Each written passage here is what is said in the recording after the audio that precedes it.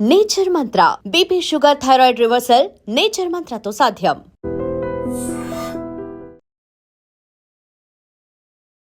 నమస్కారం, welcome to I dream. ధర్మ మార్గం విత్ విజిత కార్యక్రమానికి స్వాగతం.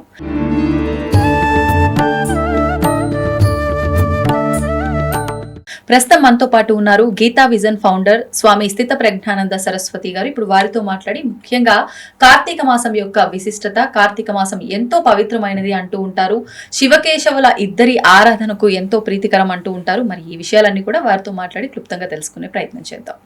నమస్కారం అండి. నమస్తే. మనకు ముఖ్యంగా కార్తీక మాసము అనేసరికి ఆధ్యాత్మికంగా ఎంతో దగ్గరగా ఉండే మాసం అని చెప్పి అంటూ ఉంటారు. అంటే 12 మాసాలు ఉన్నప్పటికీ కూడా అందులోంచి ఒక 4 మాసాలు చాలా విశేషమని, వాటిల్లో ముఖ్యంగా కార్తీక మాసం ఇంకా ప్రాధాన్యమని అంటూ ఉంటారు. దాంతోపాటు చాలా పవిత్రమైన మాసంగా కూడా భావిస్తూ ఉంటారు. ఒకసారి దాని విశిష్టత గురించి, కార్తీక మాసం విశిష్టత గురించి. వాస్తవానికి ఈ కాలం ఏదైతే ఉందో అది ఈశ్వరుడే కాలంగా ఉంటారు. ఎందుకంటే భగవద్గీతలో కూడా చెప్పారు, కాలోస్మి, నేనే కాలమై ఉన్నాను. అందువలన ఈ 365 రోజులు ఆ పరమేశ్వరుని యొక్క మహిమ విభూతిగా ఉన్నప్పటికీ ఈ 365 రోజుల్లో మనలో ఉన్న ప్రకృతి, ఈ సమష్టి ప్రకృతికి ఏదైతే అనుసంధానమై ఉన్నదో, అంటే వ్యష్టి సమష్టి, మైక్రోకాస్ మ్యాక్రోకాస్మ్ అంటారు. అంటే ఒకటి మరిన్ని అనా? వ్యష్టి అంటే వ్యక్తి, సమష్టి అంటే ఇండివిజువల్, టోటాలిటీ. మనకి వాస్తవానికి మన ఇండివిజువల్ ఏదైతే ఉందో అదే దాని విస్తార రూపమే సమష్టి ప్రపంచం, విశ్వం యొక్క రహస్యం తెలియాలంటే మన నుండి తెలుసుకోవచ్చు. మన లోపల ఏదుందో అదే బయట ఉంది, బయట ఏదుందో అదే లోపల ఉంది నిజానికి. అందువలన ఈ కాలం, దేశకాలం రెండు కూడా ఈశ్వరుని యొక్క విభూతులు. అంటే శుద్ధ చైతన్య పరమాత్మ నుండి ఈ సృష్టి రావాలంటే దేశము, కాలము, వాటి మధ్య సంబంధము అంటారు.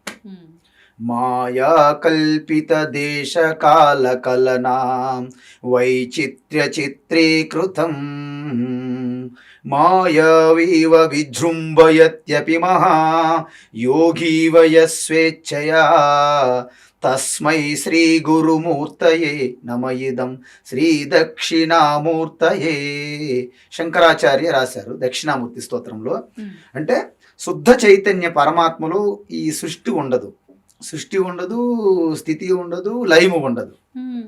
అయితే శుద్ధ చైతన్య పరమాత్మను ఆధారంగా చేసుకొని ఒక త్రిగుణాత్మకమైనటువంటి మాయ, అంటే దేశము, కాలము, ఈ రెండు విడదీనివి. అంటే ఐన్స్టీన్ సిద్ధాంతం చెప్పినట్టుగా ఈజ్వల్ MC² ఏదైతే చెప్పారో, time and space inseparable, you cannot separate. So ఆ విధంగా కాలం వచ్చినప్పుడు ఏంటంటే మనకి వాస్తవానికి ఏమవుతుంది, ఈ సమ్మర్ స్టార్ట్ అవుతుంది మార్చి నుండి. సో మార్చి నుండి ఈ జూలై అంటే జూన్ వరకు అనుకోండి, మే జూన్ వరకు చాలా హాట్గా ఉంటుంది. హాట్లో చాలా ఇబ్బంది పడతారు. తర్వాత వర్షం స్టార్ట్ అవుతుంది, వర్ష ఋతువు స్టార్ట్ అవుతుంది. అప్పుడేటి పాడి పంటలతో అలాగా చాలా బిజీగా అవుతారు. అప్పుడు ఎప్పుడైతే వినాయక చతుర్థి స్టార్ట్ అవుతుందో అప్పటి నుండి మన ఆధ్యాత్మిక తపస్సు స్టార్ట్ అవుతుంది సాధనకి.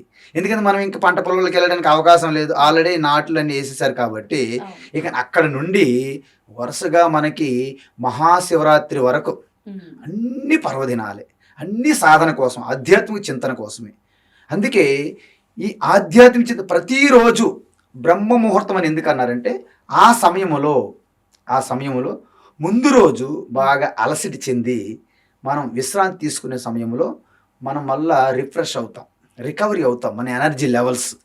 అంటే మళ్ళీ మనము ఈ సమష్టి వ్యష్టి అనుసంధానం అయ్యి మొత్తం బ్యాలెన్స్ అయిపోద్ది అనమాట సిస్టమ్ అంతా. మనం లేచిన వెంటనే వాస్తవానికి ఈ తమో గుణం నుండి సత్వగుణంలోకి వస్తామన్నమాట. ఎర్లీ మార్నింగ్ 3:30 నుండి 6 వరకు ఆ టైమింగ్లో. ఆ సమయంలో ఆధ్యాత్మిక తపస్సు, సాధన, చింతనకి అనుకూలమైనది. ఎందుకంటే ఒక్క సత్వగుణంలో ఉన్నప్పుడు మాత్రమే మీరు ఆధ్యాత్మిక చింతన చేయగలరు. ఒక్కసారి రజోగుణంలో, తమోగుణంలో పడ్డారా ఇక విచ్చలవిడిగా ఈ మనస్సు అనేది చంచలంగానే వెళ్తుంది, లేకపోతే డల్లగా పడిపోతారు. అంటే తమస్సు అధికమైతే పడిపోవడం, రజోగుణం అధికమైతే చంచలంగా మనశ్శాంత లేకుండా అయిపోతుంది. ఆ రెండూ పనికిరావు. అందువలనే బ్రహ్మముహూర్తం అంటే ప్రతి రోజులో బ్రహ్మముహూర్తం అనే 3:30 నుండి 6 వరకు ఎలాగుంటుందో సంవత్సరంలో కార్తీక మాసం అలా ఉంటుంది అన్నమాట. సంవత్సరం మొత్తం 12 నెలల్లో కార్తీక మాసం అంటే వాస్తవానికి చెప్పాను 365 రోజులు పరమాత్మ యొక్క విభూతియే. పరమాత్మ మించినటువంటి యాక్చువల్లీ చెప్పాలంటే ఇక్కడ 2 రకాలుగా మీరు తీసుకోవాలి. మనం కాలము నిజమనుకోని మనం ఎప్పుడైతే జీవిస్తూ ఉంటామో అప్పుడే పలాయన రోజు మంచిది, పలాయని గడియ మంచిది, దుర్ముహూర్తం ఉందా, మంచు కాలం ఉందా, ఇవన్నీ అమృత గడియలు, ఇవన్నీ కూడా మనం కాలం నిజమనుకోని మనం జీవిస్తున్నప్పుడే వర్తిస్తాయి. ఒకవేళ ఈ దేశకాల సంబంధం కూడా మాయా కల్పితం కాబట్టి దానికి ఆధారంగా ఉన్న పరమాత్మయే నా స్వరూపమని పరమాత్మను మీరు ఆశ్రయించినట్లయితే మీకు ప్రతి నిమిషం కూడా అమృత గడియలు అవుతుంది. రోజులో 24 గంటలు అమృత గడియలు అవుతున్నాయి. సంవత్సరంలో 365 రోజులు కూడా అమృత గడియలు అయిపోతాయి. అందువలన ఇక్కడ మనం ఏ లెవెల్లో ఉన్నామని చూసుకోవాలి. చాలా మంది ఇలా చెప్పేటప్పుడు కన్ఫ్యూజ్ అవుతుంటారు. ఈ స్వాములు చెప్తున్నారు ప్రతి అసలు ముహూర్తం అక్కర్లేదు, తీర్థం అక్కర్లేదు అంటున్నారు. అది కాదు, మనం ఎక్కడ ఉన్నామని చూసుకోవాలి. మనము వ్యావహారికమైనటువంటి దేశకాలం ఇవన్నీ వస్తువులు, వ్యవహారం, అనుభూతులు, ఎక్స్పీరియన్స్ ఇవన్నీ సత్యం అనుకునేటప్పుడు అహం బ్రహ్మాస్మి అనేది వర్కౌట్ అవ్వదు. Not correct. అహం బ్రహ్మాస్మి అనేది ఇక్కడ అహంకారం తీసుకొని అహంకారంగా ఉన్న వ్యక్తి బ్రహ్మానేస్తున్నాడు. అది చాలా తప్పు. కాబట్టి మనం కాలం దాటి వెళ్తే తప్ప మీరు బ్రహ్మాస్మి అనడానికి వీల్లేదు. అంటే వెళ్ళడం ఎలా స్వామీజీ ఏమైనా నేను ఇంకా I have to give up my body అనుకోను. Just in your thinking, your feeling, you are not identified with body and you are not the body. You are not the body and you are not identified with body. Okay. And you are not the mind. You are not identified with mind. And you are not the intellect and buddhi. And don't identify with buddhi. అప్పుడేమవుతుంది, నేను శరీరాన్ని కాదు కాబట్టి, శరీరంతో నేను తాదాత్మ్యం చెందడం లేదు కాబట్టి, శరీరంలో జరుగుతున్న ప్రతి చేష్టకి నేను సాక్షిగా నిలబడగలుగుతాను. అప్పుడు ఒక స్టెప్. అంటే ఎప్పుడైతే కారు నేను కాదు, కారుతో నేను ఐడెంటిఫై కూడా చేసుకోవట్లేదు. అందువల్ల కారులో జరిగినటువంటి ఏవైనా ప్రాబ్లమ్స్ వచ్చాయనుకోండి, నాకే జరిగిందని మీరు ఫీల్ అవ్వరు. కొంత టైం అయినా వెయిట్ చేయగలుగుతారు. సరే రేపు మనం తీసుకెళ్దాం గ్యారేజ్కి, సర్వీసింగ్ చేద్దాం అలాగా. సో శరీరం కూడా జరిగినప్పుడు మీరు కూడా దానికి సర్వీసింగ్ చేస్తారు, రిపేర్ చేయించుకుంటారు. బట్ భయపడేది ఉండదన్నమాట. కానీ నేనే శరీరము అనే ఒక భావన కానీ, శరీరంతో కలిసే ఉన్నాను అని రెండో భావన కానీ ఉన్నప్పుడు, శరీరంకి ఏమి జరిగినా నాకే జరిగిపోయింది అనే ఒక భ్రమలో పడినప్పుడు చాలా యాంగ్జైటీకి గురవుతాం అనమాట. అదే స్ట్రెస్గా మారుతుంది. కంప్లీట్గా అనారోగ్యం పాలవుతారనమాట. ఈ బీపీ, షుగర్లు ఇవన్నీ రావడానికి ఇలాంటి కారణాలే. కానీ మీరు ఎంత చెప్పినా, స్వామీజీలు ఎన్ని చెప్పినా కూడా ఆ ఒక ఆలోచన నుంచి అయితే బయటికి రాలేము. ఆ స్ట్రెస్ ఖచ్చితంగా తీసుకుంటాము, నేను అనే భావనలోనే ఖచ్చితంగా ఉంటాము. అసలు నిజంగా దాని నుంచి బయటకు రావాలి అని అంటే భౌతికంగా, అంటే శరీరం మనది కాని శరీరంతోటే మనం ఈ పూజలు, ఆరాధనలు అన్నీ చేస్తూ ఉంటాం. శరీరం అనేది ఇన్స్ట్రుమెంట్, టూల్ వాడుకోవాలి. అంటే ఏదైతే నిజానికి నేను కానప్పటికీ నేను అనుకుంటున్నానో దానికి జరిగినవన్నిటికీ మీరే బాధ్యత వహిస్తున్నారు. ఇప్పుడు నిజానికి వాస్తవం సత్యం ఏంటంటే శరీరం నేను కాదు, శరీరం నేను అనుకుంటున్నాను. సో శరీరం జరిగిన వల్ల నాకే జరుగుతుందని బాధిస్తుంది. దాన్నే సంసారం అంటారు. సో మెల్లగా మనం ఎక్కడి నుంచి వచ్చాము, కార్తీక మాసం నుంచి ఇక్కడికి వచ్చాము. అందువలన కార్తీక మాసం అనేది చాలా గొప్ప సాధనకి అనుకూలము. ఆ సమయంలో వర్షాలు పడుతుంటాయి. ఎక్కడ బయటికి వెళ్ళి ఎక్కువగా వ్యవహారం చేసేది అంత సమయం ఉండదు. మీకు వీలైనంత వరకు ప్రసన్నమైనటువంటి వాతావరణం ఉంటుంది, పాడి పంటలతో పచ్చగా ఉంటుంది. మన చుట్టూ ఉన్నటువంటి వాతావరణం అందరూ కూడా ఆ వాతావరణానికి, ఆధ్యాత్మిక సాధనకి అనుకూలంగా అనుసంధానం అవ్వగలం. మామూలు సమయంలో మీరు ప్రయత్ని సాధన చేస్తే 1 గంట కాలం ఏదైనా జపం చేశారనుకోండి, కార్తీక మాసంలో 5 నిమిషాలు చేస్తే దాంతో సమానం. ఎందుకంటే మీ లోపల ఉన్నటువంటి ప్రకృతి ఏంటి? 3 గుణాలు, త్రిగుణాత్మకం. బయట ఉన్న ప్రకృతి ఏంటి? త్రిగుణాత్మకం. ఎప్పుడైతే ఆ 3 గుణాల్లో అలజడి, ఆందోళన, పెర్మిటేషన్, కాంబినేషన్లో చాలా డిఫరెన్సెస్గా ఉండదో, ఫైటింగ్ ఉండదో, అంటే వాటి మధ్య ఒక మ్యూచువల్ అండర్స్టాండింగ్ అంటారు, ఒప్పందం కుదిరింది. బయట వాడితో మనం కనెక్ట్ అవుతున్నాం. ఎప్పుడైతే దానికి దీనికి కనెక్ట్ అవుతామో అప్పుడు టోటల్ ఉన్నటువంటి ఆ శక్తి ఏదైతే ఉందో, మాయాశక్తి మీలో ప్రకటమవుతుంది. అందువలన ఎప్పుడైతే ఈ శరీరం, ఫస్ట్ ఆఫ్ ఆల్ మీరు ఈ ప్రపంచము, ఈ జగత్తు నుండి మీరు వేరు చేయగలగాలి బుద్ధి ద్వారా, వివేకముతో. తర్వాత మెల్లగా శరీరము నుండి లోపలికి వేరు చేయాలి, నీ ఐఎమ్ నాట్ ద బాడీ అని. అలాగ సూక్ష్మంగా లోపలికి వెళ్తున్నాం మనం. అంటే బయట నుండి అంతర్ముఖంగా ప్రయాణం చేయాలి జగత్తు నుండి. నెక్స్ట్ ఏంటి? శరీరం, ఎన్కౌంటర్ విత్ బాడీ. నెక్స్ట్ ఏంటి? Sense organs and breath. అప్పుడు మనం ఏం చేయాలి? ఎప్పుడైతే మీలో జరుగుతున్నటువంటి శ్వాసను కూడా, శ్వాస ఏదైతే ఉందో, ఆ బ్రెత్ ఏదైతే ఉందో దాన్ని అబ్జర్వ్ చేశారనుకోండి, మైండ్ మరి బయటికి వెళ్ళడానికి అవకాశం లేదు. మైండ్ ఆటోమేటిక్గా పడి ఉంటుంది అక్కడ. మనం పెంచుతున్న పెట్ డాగ్ ఉంటుంది కదా, మనం ఎక్కడైతే అక్కడ కూర్చోంటుంది, ఇలాగా చేసుకుని టైలింగ్ చేసుకొని. సో అక్కడ ఉంటుంది అనమాట, వ్యాగింగ్ ద టైల్ ఉంటుంది కదా మన డాగ్. ఆ మైండ్ కూడా మీరు చెప్పినట్టు అలా కూర్చుంటుంది. మీరు కమాండ్ ఇచ్చిన తర్వాత మైండ్ వెళ్ళదు. ఎందుకు? మీరు వాచింగ్ ద బ్రెత్ అనమాట, శ్వాసని మీరు అబ్జర్వ్ చేస్తున్నారు కాబట్టి. మీరు శ్వాసను ఎప్పుడైతే అబ్జర్వ్ చేస్తున్నారో మీ ఇన్నర్ దృష్టి ఉంటుంది. ఇన్నర్ దృష్టి అంటే ఏంటి చెప్పినా, ఈ 2 కళ్ళు కాదు, నేత్రములు కాదు. నేత్రలు మూసుకున్నప్పటికీ నాకు తెలుస్తుంది ఇది చేయరు. తెలుస్తుందా? ఏ దృష్టి? తెలుసుకునే దృష్టినే అంతర్దృష్టి అంటారు. అంతర్దృష్టి ద్వారా 2 కనుబొమ్మల మధ్య ప్లేస్లో మీరు దృష్టి ఫోకస్ పెట్టగలిగితే అప్పుడు ఏమవుతుంది తెలుసా? మిరాకిల్ ఏర్పడుతుంది. మైండ్ అలాగే అబ్జర్వ్ అయిపోతుంది. ఎక్కడ? మీ హృదయంలో. శ్వాస ఏంటంటే జస్ట్ అలాగ స్లో అవుతూ, ఆనా అపాన అంటే ప్రాణ అపాన అంటే తీసుకునే దాన్ని అపాన అంటారు, విడిచిపెట్టేదాన్ని ప్రాణ అంటారు. ఈ 2 స్లో అవుతూ సమం అవుతాయి అన్నమాట ఈ మొక్క నాసిక అంతరంలో. అప్పుడు ఏమవుతుందంటే కంప్లీట్గా మీరు ఒక ముద్ర స్థితికి వెళ్ళిపోతారనమాట, ఒక ముద్రలోకి వెళ్ళిపోతారనమాట. అంతే కదా? ఆ ముద్ర స్థితి ఏం చేస్తుందంటే మీ హృదయస్థంలో అట్టర్ సైలెన్స్ తీసుకుపోతుందండి, మౌనం, అట్టర్ సైలెన్స్. ఆ అట్టర్ సైలెన్స్ నుండి మీకు శాంతం కదా, దాన్నే శంభు అంటారు. అంటే ఏ ముద్ర అయితే మీకు శంభు దగ్గరికి చేర్చుతుందో దాన్నే శాంభవి ముద్ర అంటారు. మీరు వినుంటారు జస్ట్ క్యాజువల్గా.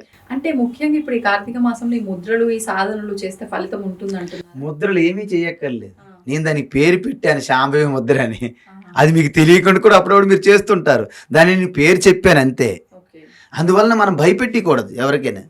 సింపుల్ ఏంటంటే కార్తీక మాసంలో ఇది నేను మీకు అయ్యే సాధనలో చెప్పా, ఇది మాకు కష్టం అన్నారనుకోండి, నో ప్రాబ్లం, కిందకి దిగుదాం. భగవద్గీతలు అలాగే చెప్పారు. ఫస్ట్ హయ్యెస్ట్ సాధన చెప్పారు అర్జునుడికి, నాకేది కష్టంగా ఉన్నది, 1 స్టెప్ కిందకి వచ్చారు. అయితే ఏదైతే మీ లోపల ఉన్నటువంటి ప్రకాశం అంటే మీరు జ్యోతి అనుకోకూడదు. నేను తెలుసుకొని చూసారా, కళ్ళు నేత్రాలు మూసినా నేను తెలుసుకున్నాను కదా, దాన్నే జ్యోతి అంటారు. అంటే తెలుసుకునే దానిని జ్యోతి స్వరూపం అంటారు. అందుకే ఏ ప్రకాశంలో అయితే మనం వస్తువులను తెలుసుకుంటున్నామో, ఏ ప్రకాశంలో అయితే మనం వ్యవహారం చేస్తున్నామో దాన్నే తెలుసుకోవడానికి ఉపయోగపడే జ్యోతి అంటారు. అది బయట ఉంటే ఈ ప్రకాశం అంటున్నాము, లోపల ఉంటే చైతన్యము అంటున్నాం కదా. సో ఆ చైతన్యం అనేది అంతటా ఉంది, లోపల బయట ఉన్నది. ఆ జ్యోతిని మనము చేరుకోవడానికి మనం బయట ఒక జ్యోతి వెలిగిస్తున్నాం. ఎందుకు? దాన్ని టచ్ చేయడానికి. అందుకే మనం కార్తీక మాసంలో ఆ యొక్క 1,000,000 దీపోత్సవాలు, 1,00,000 దీపోత్సవాలు అని పాపులర్గా చేస్తుంటారు. ఎందుకు? జ్యోతి అంటే ఏంటంటే అంధకారాన్ని చెదరగొట్టేది. ఇప్పుడు ముఖ్యంగా అండి మనకున్న పురాణాల్లో మనం ఆచరిస్తున్న ప్రతి విధానం గురించి, ఆచరించాల్సిన విధానాల గురించి కూడా ఉంది విశ్లేషణ అనేది క్లియర్గా అని చెప్పి అంటూ ఉంటారు. ముఖ్యంగా ఈ కార్తీక మాసం విషయానికి వస్తే స్కాంద పురాణంలో, పద్మ పురాణంలో చాలా గొప్పగా ఈ మహత్యం అంతా కూడా వివరించబడింది అని చెప్పి నేను విన్నాను. ఇది వాస్తవం అసలు ఏముంది ఆ పురాణాల్లో మాసం గురించి? అంటే పురాణాలు ఏం చెప్తారంటే, ఏదైతే వేదముల్లో ఒక తత్వం, ఆత్మస్వరూప తత్వం చెప్పాలనుకున్నారో, వేదముల ద్వారా వచ్చిన ఆత్మతత్వాన్ని ఉపనిషత్తులు అంటారు, బ్రహ్మ విద్య. అవి ఎలా ఉంటాయంటే, మీరు ఆ స్థితికి సంసిద్ధంగా ఉంటే తప్ప ఉపనిషత్తులు అర్థం చేసుకోలేరు.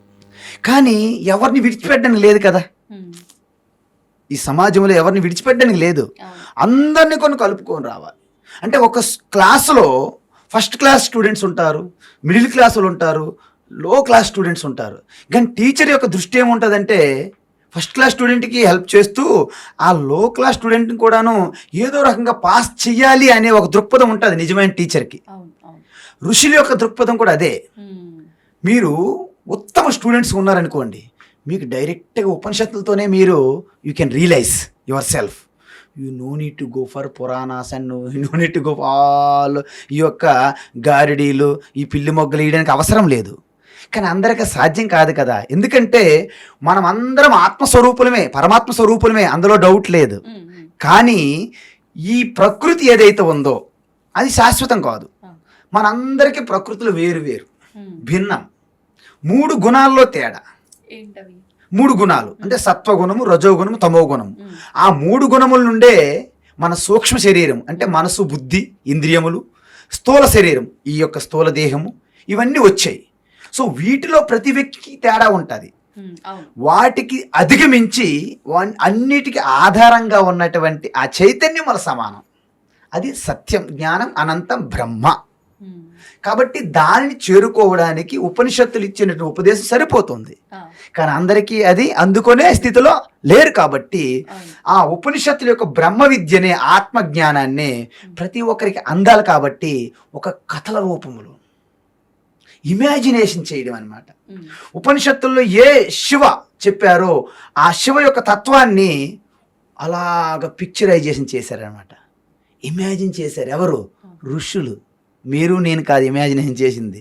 అంటే ఒక శివ తీసుకునేటప్పుడు, ఒక గణపతి తీసుకునేటప్పుడు, ఒక విష్ణు తీసుకునేటప్పుడు వారి యొక్క ఆ పిక్చర్లో ప్రతి అణువు కూడా తత్వానికి ఇండికేట్ చేసి ఉంటుంది అనమాట. కానీ ఆరంభంలో తత్వం తీసుకొస్తే అర్థం చేసుకోలేము. మీ ఇంతకుముందు చాలాసార్లు చెప్పుంటాను నా యొక్క ప్రవచనాల్లో. వర్షం పడుతుంది అని చిన్న పిల్లడు 3 years 4 years పిల్లవాడు అడిగినప్పుడు మనం వర్షపాతం గురించి ఎక్స్ప్లెయిన్ చేయలేం. ఐరావతం మీద ఇంద్రుడు వస్తాడు, తర్వాత ఈ సముద్రం నీరంతా పీల్చుకుంటుంది తొండంతో, మన మీద ఇలా స్ప్రింకిల్ చేస్తుంది, కాబట్టి వర్షం పడుతుందంటే దిస్ ఈజ్ ఎ స్టోరీ. ఈ స్టోరీ ఆయన చాలా అర్థం చేసుకున్నా. ఓకే, వర్షం అంతా నాకు తెలిసిపోయింది అంటాడు. ఇక పెద్దవాళ్ళ దగ్గరికి వచ్చి వర్షం ఎలా వస్తుందో నాకు తెలుసు అంటాడు. చెప్పు బాబు అంటే, ఇంద్రుడు ఐరావతం తెల్లనా అని మనం చదువుకున్నాం కదా, ఐరావతం మీద వస్తూ సముద్రం నీళ్ళు పీల్చుకుంటూ మన మీద స్ప్రింకిల్ చేస్తే మనకు వర్షం పడుతుంది. చాలా బాగుంది.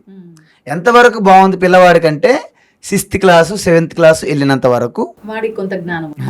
అప్పుడు జియోగ్రఫీ ఉంటుంది కదా, భూగోళ శాస్త్రంలో అప్పుడు చదువుకుంటాడు అనమాట వర్షపాతం ఎలా వస్తుందని. అప్పుడు ఇదంతా కూడా బ్లఫ్ అని తెలుసుకుంటాడనమాట. సో చిన్నప్పుడు ఏదైతే పెద్దవాళ్ళు, నాయనమ్మ, తాతలు చెప్తుంటారో వాళ్ళందరూ నాకేదో అప్పటికప్పుడు టైంపాస్ చెప్పారు తప్ప అది సత్యం కాదు అనిపిస్తుంది అనమాట. సో మనందరం కూడా గడ్డములు, మీసములు వచ్చినటువంటి మీలాంటి వాళ్ళు, ఆడపిల్లలు కూడా జుట్టు పండిపోయి మీరు పెద్దోళ్ళు అయిపోయినప్పటికీ, మీ నాయనములు అయిపోయినప్పటికీ ఆత్మతత్వం విషయంలో మీరు బేబీసే, చిన్నపిల్లలే. అర్థమవుతుంది కదా. కాబట్టి మీకు డైరెక్ట్గా సత్యం, జ్ఞానం, అనంతం, బ్రహ్మ అంటే నువ్వు శరీరం కాదు, నువ్వు ఇంద్రియాలు కాదు, నువ్వు మనసు కాదు, నువ్వు బుద్ధి కాదు, వీటన్నిటికీ వెలుగిస్తున్న ఆ చైతన్యం విషయం అనుకోండి, మన కింద మీద చూస్తే ఏం అర్థం కాదు. నేను ఇదేది కాకపోతే నేను ఎలా వింటున్నాను, మీరు ఎలా చెప్తున్నారు, మీరు ఎలా తింటున్నారు, ఇలాంటి క్వశ్చన్లు వేస్తారనమాట. సో ఇలాగ మీకు చెప్పడం కాదు. కాబట్టి అప్పుడు మనము ఒక స్టోరీ తీసుకొస్తాం అనమాట. స్టోరీ తీసుకొస్తాం. ఎలా తీసుకొస్తాం? సపోజ్ రాముడు అరణ్య వనవాసానికి బయలుదేరాడా? ఎవరెవరు బయలుదేరారు? రామ, లక్ష్మణ, సీతమ్మ ముగ్గురు వెళ్ళారు. ముగ్గురు వెళ్తే అక్కడ నది దాటాలి కదా, గంగా నది. అక్కడ గుహుడు ఉన్నాడు, చూశాడు. ఆ శ్రీరామచంద్రుడిని గుర్తించాడు. అందువల్ల ఏమీ తెలియనట్టు యాక్టింగ్ చేస్తున్నాడు అనమాట, ఆ చుట్ట కాల్చుకుంటూ. రాముడు పిలుస్తున్నా రావట్లేదు, అక్కడ ఎవరు పడవలు లేరు. చివరికి వచ్చాడు. వచ్చి ఏమంటాడంటే, నా మమ్మల్ని దాటించండి అంటాడు. ఆయన ఏమంటాడు? కుదరదు, నేను దాటించను అంటాడు. ఏమయ్యా దాటించిపోయి అంటే, వద్దండి నీ పాదం నాకు తెలుసు, నీది ఐరన్ లెగ్ మామూలు లెగ్ కాదు, నీ పాద ధూళి ఒక రాయి మీద పడితేనే ఒక స్త్రీగా మారిపోయింది. ఒకవేళ అదే పాద ధూళి నా బోటు మీద పడితే స్త్రీగా మారిపోతే నేనెక్కడ బ్రతకాలి? ఇంట్లో ఆల్రెడీ ఒకరు ఉన్నారు, ఇప్పుడు ఇది కూడా స్త్రీగా మారిపోతే ఇంక నా జీవితం అవుట్ అయిపోద్ది. వద్దు బాబు నీకు ఒక నమస్కారం, నేను దాటించిన అంటాడు. ఎన్ని చెప్పినా ఒప్పుకోడు అనమాట. చివరికి అయితే ఒకటి ఉన్నది మార్గం, మధ్య మార్గం ఉన్నది. ఏంటి అంటే నీళ్లు ఆ గంగా జలం తీసుకొచ్చి ఆ పాదం బాగా కడిగి ప్రక్షాళన చేసి ఆ పూజ చేసి ఇంకా పాదంకి ఎటువంటి దుమ్ము ధూళి లేదని ఈయన కన్ఫర్మ్ చేసుకున్న తర్వాత ఈ పాదం బోటు మీద పెట్టాలంటాడు. అంటే అర్థం ఏంటి? ఆయన భక్తి వచ్చిన అవకాశాన్ని వదులుకోకుండా సక్రమంగా వినియోగించుకుంటాడు అనమాట. అంటే సేవ చేయడమే ఈశ్వరుడని. ఎందుకంటే శ్రీరామచంద్రుడు సాక్షాత్ పరమాత్మ అని ఆయన ఎప్పుడైతే విశ్వసించారో ఆయనకి ఏదో రకంగా సేవ చేసుకోవాలి. ఎందుకంటే ఈ విధంగా వెళ్ళకపోతే ఆయనకి సేవ చేసుకునే అవకాశం రాదు కదా. మనందరికీ వస్తుంది అలాంటి అవకాశాలు, ఎక్కడికక్కడ వస్తాయి, కానీ మనం తప్పించుకుని వెళ్ళిపోతాం. మనమే పెద్ద దృష్టి పెట్టాం, గుర్తించాం, అంతే కదా. అదేవిధంగా మనం ఏం చేస్తామంటే మొట్టమొదటిసారి నేను ఏం చేస్తున్నా నాకు ఏదో ఈశ్వరుని అనుగ్రహం ద్వారా జరుగుతుంది అని గుర్తించగలగాలి. సాధారణంగా మనం గుర్తించం. అంత మంచి జరిగిపోతున్నప్పుడు నేనే చేస్తానో భ్రమలో ఉంటాం. అది విఫలమైనప్పుడు మాత్రం మీకు అనిపిస్తుంది, అమ్మ దేవుడా అంటారనమాట. దేవుడు ఎప్పుడు గుర్తొస్తుంది? మీరు విఫలమైనప్పుడు గుర్తొస్తుంది. కాబట్టి మనకేం చేస్తారు? మొట్టమొదటిసారిగా ఈ పరమాత్మ సూక్ష్మంగా ఆత్మరూపంగా ఉందంటే ఎవరు అర్థం చేసుకోలేరు కాబట్టి దానికి ఒక స్టోరీ క్రియేట్ చేస్తారు. శివ, ఇక్కడ మామూలుగా నీలకంఠం, ఇక నాగేంద్రహారాయ, ఇక్కడ చంద్రశేఖర, ఇటు గంగాధర, ఇవన్నీ చెప్పాం కదా. ఇక్కడ విభూతి, త్రినేత్రుడు, త్రిశూలము వచ్చింది, రుద్రాక్ష, ఎన్ని వచ్చాయి. ఇవన్నీ కూడా చెప్తే ఒక పర్సనాలిటీ తయారయ్యాడు. స్వామి నామాల ఇవన్నీ కూడా శివని ఇండికేట్ చేస్తున్నాయి. మీరు దేని టచ్ చేసినా శివే అవుతుంది అనమాట. గంగాధర శివ, చంద్రశేఖర శివ, రుద్రాక్ష శివ, త్రిశూలధారి శివ. చూసారా? ఇవన్నీ రావడానికి కూడా ఏమైనా ఆంతర్యం ఉందా? ఇవన్నీ ఎలాగ ఊహించారంటే ఆ పరమ రహస్యమైనటువంటి పరమాత్మ తత్వం ఏదైతుందో ఉపనిషత్తుల్లో దాని గురించి లక్షణాలు చెప్పారు. సర్వవ్యాపి అంటే సర్వవ్యాపి. ఇప్పుడు అనంతం ఎప్పుడు మనం ఊహించేటప్పుడు నీలంగా కనిపిస్తుంది. మీరు సముద్రం దగ్గరికి వెళ్ళారనుకోండి, తీరం నుంచి చూసారనుకోండి, అనంతంగా ఉంటుంది జలం. మీకు ఎలా కనిపిస్తుంది? బ్లూ వాటర్గా కనిపిస్తుంది. ఆ వాటర్ పైకి తీస్తే బ్లూనెస్ ఉండదు. ఆకాశంలో చూసారనుకోండి, అది విస్తారంగా ఉంటుంది, అవధులు అద్దులు లేని ఆకాశం. మీకేంటి? బ్లూ స్కై అంటారు. అలా మీరు పైకి వెళ్తుంటే ఎక్కడ బ్లూనెస్ ఉండదు. ఇది just indicated by blue. So the Neelakantha is అనంతం, ఆది అంతం లేని స్వరూపం కదా నీలకంఠుడు. ఓకేనా? అదే విధంగా త్రిశూలధారి అంటే ఏంటి? 3 గుణముల మాయని నాశనం చేసే శక్తి సంపన్నుడు ఎవరు? పరమాత్మే కదా. తర్వాత యావత్ సృష్టి అంతా కూడా భస్మమే, దాంట్లో ఏమి లేదు. ఇక్కడ త్రినేత్రం అంటే ఏంటి అంటే మనం 2 నేత్రముల ద్వారా నామరూపాలని చూస్తాము. నామరూపాలు అంటే దేశం, కాలం, మాయ.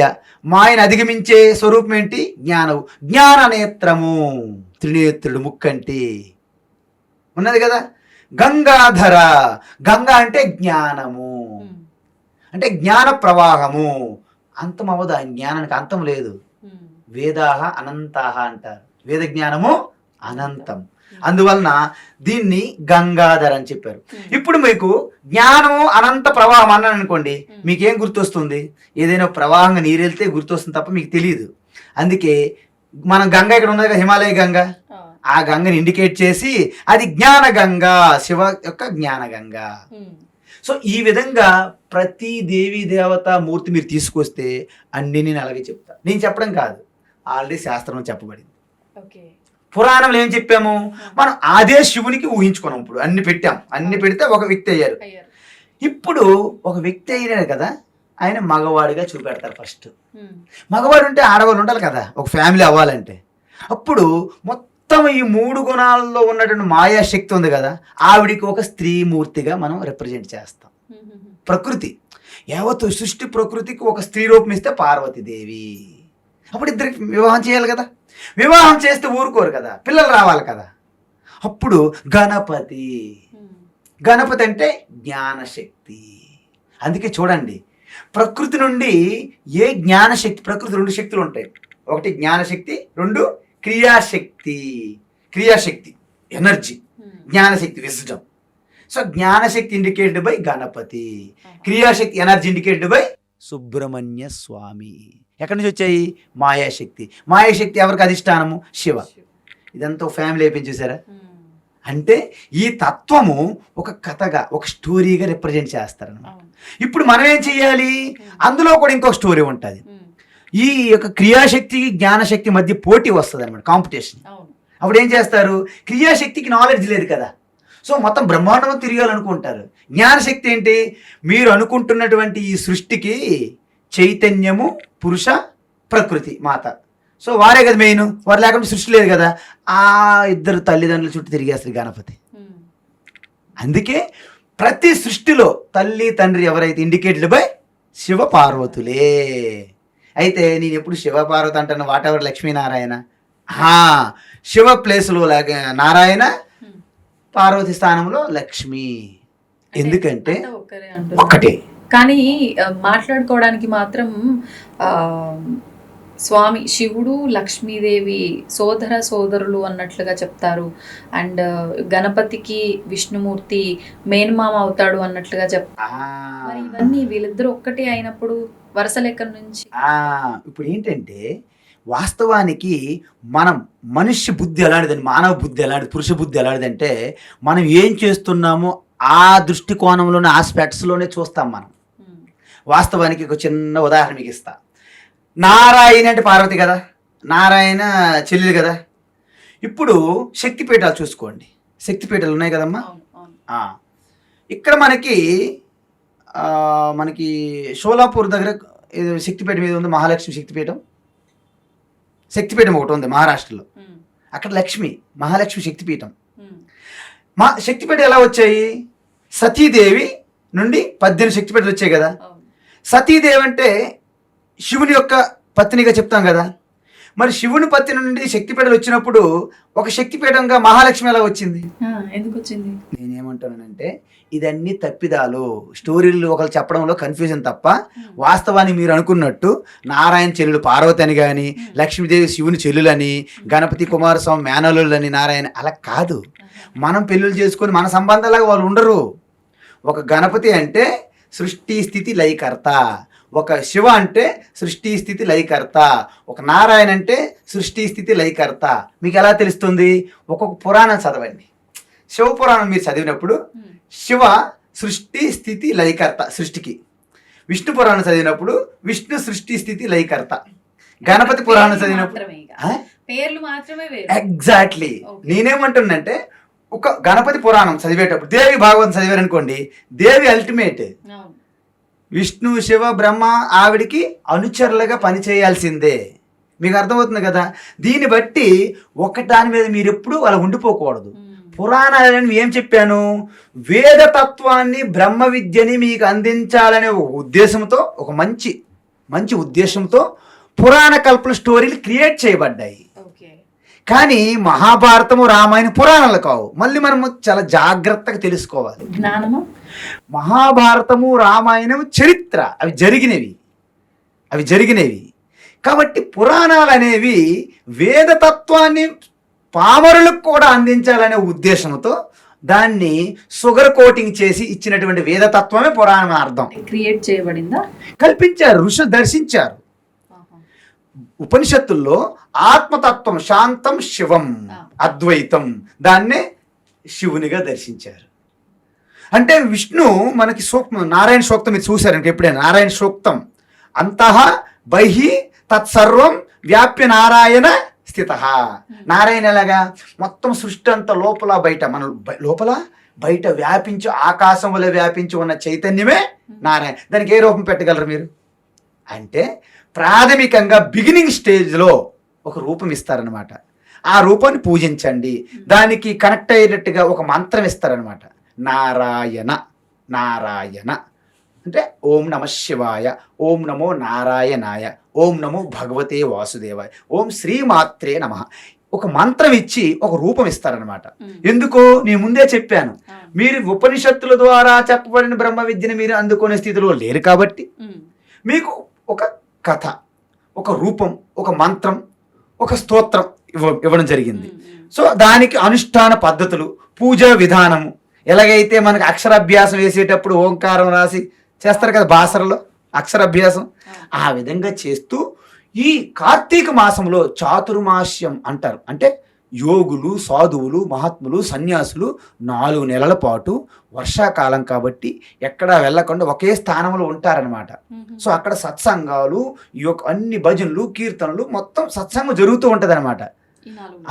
అందువలనే ఈ సమయం అనేది తపస్సుకి అత్యంత అనుకూలం. కానీ అది కార్తీక మాసం సగంలోనే అయిపోతుంది కదండి. కార్తీక మాసం కూడా అయిపోతుంది కదా, ఏకాదశి వరకే చాతుర్మాస దీక్షలు కంప్లీట్ అయిపోతాయి కదా. యాక్చువల్గా November 5 ఉంది కదా, అంటే కార్తీక పౌర్ణిమ రోజు, ఆ రోజుతో అయిపోతుంది. ఎందుకంటే ఈ టైం అయిపోయింది ఆల్రెడీ. ఇక వర్షాలు కూడా ఆగిపోతాయి. వర్షాలు ఆగిపోయినప్పుడు మహత్తులు ఒక దగ్గర ఉండరు కదా, మళ్ళీ సంచారంలో ఉంటారు కాబట్టి. సో దీన్ని అత్యంత అనుకూలమైన గొప్ప సమయముగా కేటాయించడం జరిగింది, చెప్పడం జరిగింది. అప్పుడు మనం ఏం చేస్తాము, ఏది చెప్పాలన్నా దానికి కొంత పబ్లిసిటీ అవసరం. నేను కార్తీక మాసం గురించి పెద్దగా పబ్లిసిటీ చేయకపోతే కార్తీక మాసం వ్రతం చెయ్యాలనే ఉత్సాహం మీలో కలగదు. అంతెందుకు, భగవద్గీత అర్జునుడు చెప్పినటువంటి కృష్ణ పరమాత్మ భగవద్గీత యొక్క ప్రమోషన్ కూడా చేశారు ఆయన. ఇది అందరికీ చెప్పకూడదు, ఎవరికైతే తీవ్రమైన తపస్సు చేసి శ్రద్ధాభక్తి కలిగి ఉంటారో, ఎవరైతే ఈ గీత పైన కానీ నాయందు కానీ అసూయ భావం ఉండదో అలాంటి వాళ్ళకి మాత్రమే గీత బోధించండి అని చెప్పారు. దీన్ని బట్టి మనకి ఏమర్థమైంది, మనం గీత తెలుసుకోవాలంటే మనం మంచిగా ఉండాలని అర్థమవుతుందా? తర్వాత గీతా జ్ఞానం ద్వారా మీకు మోక్షం తథ్యం. మీరు గంగా స్నానం చేస్తే మీ మురికిపోతుంది, శరీరం మురికిపోతుంది. కానీ గీత జ్ఞాన గంగా స్నానం చేస్తే జన్మ మృత్యు అనే సంసార చక్రం నుండి బయటపడతారు అని దీని గురించి చెప్పడం అయింది. అది ప్రమోషనే కాదా, పబ్లిసిటీ కదా, స్తుతే కదా. అంటే దీన్ని బట్టి మీరు ఎందుకు చెప్తారంటే, అంటే ప్రమోషన్ అని ఎందుకు అనుకోవాలి, పబ్లిసిటీ తెలియజేయాలి, లోక కళ్యాణం కోసం. ఎస్, లోక కళ్యాణమే, కానీ దాని గొప్పతనం తెలిస్తే కదా చేస్తుంది, ఉత్సాహం చూపెడతారు. ప్రయోజనం అనుద్దిశ్య మందోపి న ప్రవర్తతే అంటారు మహాత్ములు. ప్రయోజనం లేకపోతే ఎంత జడుడు అయినప్పటికీ అది చేయడానికి ఉత్సాహం చూపెట్టరంట. సో దాని గురించి గొప్పతనం చూపెట్టాలి. నాయన మీరు జిమ్కి వెళ్తారు, ఎందుకు వెళ్తారు? ఎంత కష్టపడి జిమ్లో అలాగా స్వెట్టింగ్, టాయిలింగ్ ఎందుకు? నువ్వు చాలా యాక్టివ్గా ఉంటావు, మంచి ఎనర్జెటిక్గా ఉంటావు, నీ యొక్క ఆరోగ్యం బాగుంటుంది, అంతే కదా. ఇప్పుడు డైటింగ్ చేయాలనుకుంటున్నారు, ఎందుకు చేస్తారు? మీ ఆరోగ్యం బాగుండాలని, అంతే కదా. ఇప్పుడు మీరు కష్టపడి మార్నింగ్ నుండి ఈవినింగ్ వరకు మీరు ఎంత టైర్డ్గా అయిపోయినప్పటికీ మీ యొక్క ప్రొఫెషన్, మీ వృత్తిని చేస్తూ ఉన్నారు. ఎందుకు చేస్తున్నారు? నెలాఖరికి మీకు కొంత పారితోషికం వస్తుంది, దాని ద్వారా ఇల్లు గడపాలి కదా. ప్రయోజనం ఉందా లేదా? ప్రయోజనం లేకుండా అమ్మ ప్రతిరోజు morning 10 to 6 o'clock no pay nothing వచ్చి చెయ్యండి అంటే మీరు చేస్తారా? చెయ్యరు. మీరు బాగా చేస్తే మీకు ప్రమోషన్ వస్తుంది, మీ స్కేల్ ఇంక్రీజ్ అవుతుంది, అంటే మీరు ఇంకా ఉత్సాహంతో కష్టపడి చేస్తారు. అదేవిధంగా మామూలు టైంలో మీరు సాధన చేస్తున్నారో లేదో పక్కన పెడితే ఈ 4 నెలలు చాతుర్మాస్యం, అదేవిధంగా ముఖ్యంగా కార్తీక మాసం ఒక్క నెలలో గనక మీరు వ్రతం చేస్తే 12 నెలలు చేసిన దానితో సమానం అన్నాం అనుకోండి. ఏం వ్రతం అండి? కార్తీక మాస వ్రతం అంటే శివ, విష్ణు, దేవి ఏదైనా సరే, అంటే ఆ యొక్క ఈశ్వరుని యొక్క సన్నిధిలో మీరు గడపాలి. భజన, కీర్తన, పారాయణము, సత్సంగము, ఉపవాసాలు, జాగరణములు, ధ్యానము ఏదైనా చేసినా ఇవన్నీ కూడా అంటే మీకు అనుగుణమైనటువంటి సాధనలు ఎంచుకొని ఈ కార్తీక మాసంలో చేయడం వలన మీకు అధికమైనటువంటి ప్రయోజనం వస్తుంది. ఎందుకు వస్తుంది? అందరూ కూడా ఆ మాసంలో, ఆ కార్తీక మాసంలో వెజిటేరియన్స్ ఎక్కువ అవుతారు. నాన్ వెజ్ తినేవాళ్ళు అయినప్పటికీ ఆ మాసంలో తినకపోవచ్చు. ఇంతకుముందు తన దుష్ప్రవర్తన ఉన్నప్పటికీ ఆ నెలలో కొంచెం కామ్గా ఉండొచ్చు. అంటే సమష్టిలో ఎక్కువ యాడ్ అవుతుంది. అంటే ఈ సామూహికమైనటువంటి ఈ తపశ్శక్తి మీలో ఒక రకమైనటువంటి ఉద్ధారణ కలిగిస్తుందంట, ఉత్థానం కలిగిస్తుంది అనమాట. అందువలన ఈ మాసం అనేది ఎంచుకోవడానికి కారణం. అందుకే కార్తీక మాసంలో ఒక్కొక్క కథలు చూడండి, చిన్న చిన్న కథలు చూడండి, అద్భుతమైన కథలు ఉంటాయి అక్కడ. పురాణంలో కార్తీక పురాణం, కార్తీక పురాణమే, కార్తీక పురాణంలో కథలు ఉంటాయి అన్నమాట. చిన్న చిన్న స్టోరీలు చూద్దాం. ఏంటి అంటే, బయటికి పెద్ద గొప్ప సాధువుగా కనిపిస్తున్నప్పటికీ, మనకు బయటికి చెడుగా ఉన్నప్పటికీ వాళ్ళిద్దరి మీద తేడా చూపెడతారనమాట. మానసికంగా దైవ చింతన చేసుకుంటూ బయట ఏదో వృత్తి చేసుకుంటారనమాట. వాళ్ళకి ఎవరు గుర్తించరు. బయటికి అంగుల ఆర్భాటాలు చేసుకొని మానసికంగా దురలవాట్ల మీద ఆలోచించేవారు ఉంటారనమాట. వాళ్ళ యొక్క పతనము, వారి యొక్క గొప్పతనం చూపెడతారనమాట. ఉదాహరణకి ఒక టెంపుల్ ఉంటుంది, అక్కడ ఒక పూజారి ఉంటాడు, ఆ పక్కనే ఒక చిన్న హౌస్లో ఒక స్త్రీ ఉంటుంది అనమాట. తన యొక్క పేదరికం స్థితి, ఏదో కొన్ని పరిణామాలు, కొన్ని పరిస్థితులు ఆవిడికి ఒక చెడు వ్యవహారంలో పడేసింది అనుకోండి, ప్రారంధం. సో ఈయన ఏంటంటే ఆవిడ వైపు చూస్తూ, ఆవిడికి దూషించుకుంటూ, ఆవిడని తిట్టుకుంటూ, మానసికంగా ఆవిడ గురించే చింతిస్తూ పూజ చేస్తూ ఉంటాడనమాట పూజారి. ఓకే, ఆవిడ ఏం చేస్తుంది, బయటికి తప్పని వ్యవహారం జరుగుతున్నప్పటికీ ఈశ్వరుని నమస్కరించి తన తప్పు వ్యవహారం కూడా జరిగిపోతుంది, కానీ మానసికంగా పరమాత్మకి కనెక్ట్ అయి ఉంటుంది. అప్పుడు ఏమవుతుంది చెప్పండి, అప్పుడు ఏం జరుగుతుందంటే, పూజారి చనిపోయినప్పుడు అందరూ పూజారికి నమస్కరిస్తారు కదా, మనకి శటకోపం పెట్టాలి, తీర్థం ఇవ్వాలి, ప్రసాదం ఇవ్వాలి, అయ్యగారు నమస్కారం ఇస్తాం కదా. కానీ లోపల మాత్రం అక్కడ ఏం జరుగుతుందో చూసుకుంటాండి ఈయన ఆలోచన. ముందు మాత్రం బంట కొట్టేసి తిప్పేస్తుంది ఆరతి అనమాట. సపోజ్కి కథ చెప్పాను నేను, అందరూ ఏమనుకో, దానికి ఎవరి మీద నాకు ఇది ఉద్దేశం ఏమి లేదు, సదుద్దేశంతో చెప్తున్నాను నేను. ఓకే, అయితే ఈయనకి ఊరేగించాడు చనిపోయిన తర్వాత. ఎందుకు? మహాత్ముడిగా భావిస్తున్నారు సొసైటీ. ఇక లోపల ఆయన ఏంటనేది ఈశ్వరుడికి తెలియాలి. ఆవిడ చనిపోయారు, ఆవిడ చనిపోతే ఈవిడ చండాలురాలు అనే మనుషులందరూ చేదరించుకుంటున్నారు, శరీరానికి అవమానిస్తున్నారు, ఈయన బాడీకి పూజిస్తున్నారు, ఊరేగిస్తున్నారు. కానీ శరీరానికి అవమానం పడింది, కానీ తన వాస్తవానికి పుణ్యగతి పొందింది, పుణ్యలోకాలకి. ఈయన శరీరానికి ఊరేగించారు తప్ప ఈయన వాస్తవానికి నరకం లోకంకి వెళ్ళాడు. దీన్ని బట్టి మీకేమర్థమైంది? బయట ప్రగల్భాలు, బయట ఆర్భాట్లు, హంగులకి ఎటువంటి ప్రతిఫలం ఉండదు. అందుకే తపస్సు కూడా ప్రాథమికం నుండి, శారీరకం నుండి, వాచికం వరకు మానసికంగా అలా పైకి వెళ్ళాలి. అందుకే పురాణంతో స్టార్ట్ చేస్తాం. ఏం చేస్తారు? ఎప్పుడు ఏమి పట్టించుకోవు, నాన్ వెజ్ తింటావు, అనేక చెడు అలవాట్లు ఉన్నాయి, ఒక్కొక్కటి విడిచిపెట్టు. వారం రోజులు నాన్ వెజ్ లేకపోతే ఉండలేను అని నేను. అప్పుడు ఏం చేయాలి? అట్లీస్ట్ వారం 2 సార్లు మానేసి 5 సార్లు తినండి. అలా ఒక నెల రోజులు అయిన తర్వాత ఒక 3 రోజులని మానవయ్యా, 4 రోజులు, అలా స్టెప్ బై స్టెప్ అలా రావాలి. ఒక్కసారి అన్ని మానే అంటే మీరు చెప్పడం మానేనని మమ్మల్ని వదిలేసి వెళ్ళిపోతారు ఆయన. ఎందుకు? అలాగే ఉంటుంది, సొసైటీ అలాగే ఉంటుంది. కాబట్టి మనం ఏం చేస్తున్నామంటే, కార్తీక మాసం అని చెప్పేసి ఈ వినాయక చతుర్థి నుండి మళ్ళీ మహాశివరాత్రి వరకు ఒక్కొక్క దేవీ దేవతకి ప్రత్యేకమైన స్థానం ఇచ్చుకుంటూ మనలో ఉన్నటువంటి ఆ గొప్పతనాన్ని చెప్తున్నాం. అంటే ఎంతోమంది భక్తులు వాళ్ళ జీవితాల్లో ఎలా ఉద్ధరించుకున్నారు, ఆ ఉదాహరణలు, ఆ యొక్క దృష్టాంతాలు, ఆ కథలు మనలో నింపడం వలన మనలో కూడా నిరుత్సాహం నుండి ఎంతో ఉత్సాహంగా వస్తాం. నిన్నే నేను ఒక ఫోన్ చేశారు, నాకు ఒకరు ఫోన్ చేశారు. ఆవిడికి షుగరు, చాలా నిరుత్సాహంతో బాధపడుతున్నది ఆవిడ, షుగర్తో. ఈ మధ్యనే వాళ్ళ నాన్నగారు చనిపోయారు. ఆవిడ బెంగ పెట్టుకొని అనారోగ్యం పాలైపోతుంది. నిన్న ఫోన్ చేశా నిజామాబాద్. ఫోన్ చేసి ఇవన్నీ చెప్పేసరికి ఒక్కసారి ఆవిడ ఫోన్లోనే ఆవిడ ముఖంలో నవ్వు నాకు వినిపించింది. ఒక్కసారి బయటపడారు. ఏంటంటే మనం ఏమనుకుంటామంటే, ఇక నా జీవితం సరే అయిపోయింది అనుకుంటాం. కానీ ఒకటి మాత్రం గుర్తుంచుకోండి, ఇది చాలా చిన్న ప్రయాణం. ఏంటి? ఇది చాలా చిన్న ప్రయాణం. ఇంకెంతో ఉంది. మీకు ఏది జరిగినా ఇది చిన్న ప్రయాణం. ఈ ప్రారంధం అనేది చాలా తక్కువ. మనం ఎలాగైతే ఒక గ్రామం నుంచి ఇంకో గ్రామం ప్రయాణం చేస్తామో, ఈ జీవితమే, ఈ శరీరమే చిన్న ప్రయాణం. ఎందుకు? అనంతమైనటువంటి మీరు కాలానికి అతీతమైనటువంటి స్వరూపము. కేవలం ఇది చిన్న ప్రయాణమా కాదా? ఒక్కసారి మీరు ఈ చిన్న ప్రయాణం మనం ఒకసారి చూసుకుంటే మీరు దేనికి బాధపడరు. మీరు అన్నట్టుగా అంటే మీరు ఈ సాధనలు ఇవన్నీ చేస్తూ ఈ స్పిరిచువల్ మార్గంలో ఉన్నారు కాబట్టి చిన్న ప్రయాణంలో అనిపించవచ్చు. కానీ ఎవరికి వాళ్ళకి వచ్చిన చిన్న సమస్య కూడా చాలా పెద్దదిగానే అనిపిస్తుంది. సముద్రాన్ని అయితే ఎలా దాటడం కష్టము అని మాట్లాడుకుంటాము, ఈ కష్టాల కడలిని కూడా దాటలేము, ఇది ఒక మహాసాగరము అని ఒక ఇబ్బందుల్లోనే మనం ఉంటాము, ఆలోచిస్తాము, చిన్నదైనా సరే పెద్దగా. మరి అంటే వీటికి ముఖ్యంగా ముఖ్యంగా విశేషంగా మనకు ఏదైనా ఫలితం రావాలి అని అంటే ప్రతిదీ కోరిక, కష్టము, సుఖము, దుఃఖము ఈ ఆలోచనలోనే ఉన్న వాళ్ళకి దానికి తగ్గట్టుగానే ఫలితం రావాలి. విశేషంగా ఏం చేయొచ్చు ఈ కార్తీక మాసంలో దాని నుంచి బయటపడాలి? ఇప్పుడు సముద్రం నుంచి మనము దాటలేమన్నారు మీరు. నేను ఇప్పుడు వెళ్తున్నా, సముద్రం దగ్గరికి వెళ్తున్నా. నేను ఫారిన్ కంట్రీ వెళ్ళాలి, అమెరికా వెళ్ళాలి.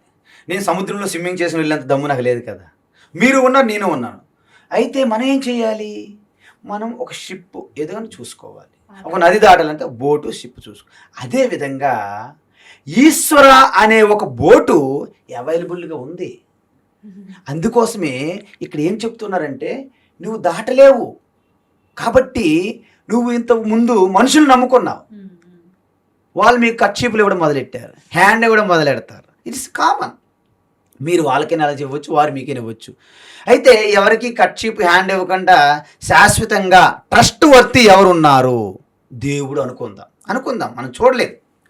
కానీ దాన్ని మీరు నమ్ముకుంటే అది మీకు దాటిస్తుందని చెప్తున్నారు. ఇది ఎలా సాధ్యం అంటే, యావత్ సృష్టి అంతా కూడా ఒకే పరమాత్మ స్వరూపంగా ఉన్నది కాబట్టి అద్భుతాలు చాలామంది వ్యక్తుల్లో అవి జరిగాయి. ఎప్పుడు జరుగుతాయి తెలుసా? మీలో ఎప్పుడైతే ఎటువంటి సంకోచం లేకుండా, సంశయం లేకుండా పూర్తిగా ఈ వ్యక్తిగతం వెష్టి నుండి సమష్టి పరమాత్మతో మీరు ఇక అంత ఆయనకి భారం వదిలేస్తారో, యూ విల్ టేక్ కేర్. ఆయన రెడీగా ఉన్నారు తీసుకోవడానికి. కానీ మనం అంత వేగం వదలం, మనకు డౌటు. నేనే ప్రయత్నిస్తూ ఉంటానన్నమాట. మీరు ప్రయత్నిస్తున్నంత వరకు ఈశ్వరు నుండి మీకు ఎటువంటి సహాయం అందదు. ప్రయత్నం లేనంత వరకు అంటే నేనే చేసేస్తున్నా అనే ప్రయత్నం ఉన్నంత వరకు ఈశ్వరు నుండి మనకు ఎటువంటి సహాయము అందదు. మీరు ఎప్పుడైతే ఈశ్వరుని గుర్తిస్తారో, ఎప్పుడైతే మీ హృదయస్థములో ఆ విశ్వాసం, దృఢమైన విశ్వాసం కలుగుతుందో, చూడండి, ఇవన్నీ గజేంద్ర మోక్షమని, ద్రౌపది దేవని, ప్రహ్లాదుడు ఈ కథలు ఎందుకు చెప్పారంటే, అక్కడ జరిగినటువంటి సన్నివేశాలు మనం చూస్తే వాస్తవానికి ఈ మధ్య కాలంలో ఎంతోమంది మహాత్ముల్లో జరిగినవి. ద్రౌపది ఉన్నది. ద్రౌపదికి దుశ్శాసనుడు అత్యంత దారుణమైనటువంటి ప్రవర్తన చేస్తున్నప్పుడు తాను రక్షించుకోవడానికి వ్యక్తిగతంగా చాలా ప్రయత్నం చేసింది ఆ అమ్మ. ఆ తర్వాత పాండవులు రక్షిస్తారనుకోంది, కుదరలేదు. భీష్ముడు ద్రోణుడు రక్షిస్తారనుకోంది, కుదరలేదు. ఇక ఎవ్వరు కూడా నాకు రక్షించలేరు అని అయిపోయింది. నేను ఎలాగా రక్షించుకోలేను, అబల. సో అప్పుడు ఏమనుకున్నారంటే ఆవిడ, ఇక నా పని అవుట్. అంటే నాకు రక్షిస్తే ఈశ్వరుడు అనేవారు ఉంటే ఆయన మాత్రం రక్షించాలి. ఇక అల్టిమేట్ శరణాగతి. ఇక తను కాపాడుకుని వదిలేసి ఈశ్వరుని శరణాగతి తీసుకుంది. దాన్ని సంపూర్ణ శరణాగతి అంటారు. ఆ సంపూర్ణ శరణాగతి చేసేటప్పుడు ఈ వాతావరణం అంతా కూడా, ఎందుకంటే పరమాత్మ వ్యక్తి కాదు, ఒక రూపం కాదు. ఈ గోడ అవ్వచ్చు, ఈ గాలి అవ్వచ్చు, ఈ వాయువు అవ్వచ్చు, చెట్లు అవ్వచ్చు, ఏదైనా పరమాత్మ శక్తిగా మారి ఆ సమయం మీకు సహాయం అందించవచ్చు. అందుకే మనం ఏమనుకుంటాము, అక్కడ శ్రీకృష్ణుడు వెళ్ళి శారీస్ అందించడం అనుకుంటాం మనం కథలో జరిగినట్టుగా. వాస్తవానికి శ్రీకృష్ణుడి సంబంధం లేదు. మొత్తం ఈశ్వరు ఏదైతే ఉందో ఆ అమ్మగారు అల్టిమేట్గా పరమాత్మ ప్రకృతి సరెండర్ అయిపోయింది. ఆటోమేటిక్గా శారీస్ వచ్చాయన్నమాట. మనకి ఎలా చూపెట్టాలి? ఆటోమేటిక్ శారీలు ఎవరు నమ్ముతారు? శ్రీకృష్ణుడు వదిలాడు శారీలు అంటే అప్పుడు ఓకే.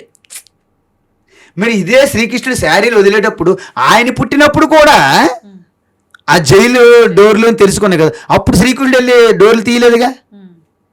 ఆయన పుట్టినప్పుడే జైలు గోడలు తెరుచుకున్నాయి. అప్పుడు ఎవరు చేశారు? ఆయన పుట్టినప్పుడు జైలు గోడలు తెరుచుకునేటట్లు ఏ శక్తి చేసిందో అదే శక్తి ద్రౌపదికి శారీలు అందించాయి. మీకు కూడా ఇప్పుడు అందిస్తాయి.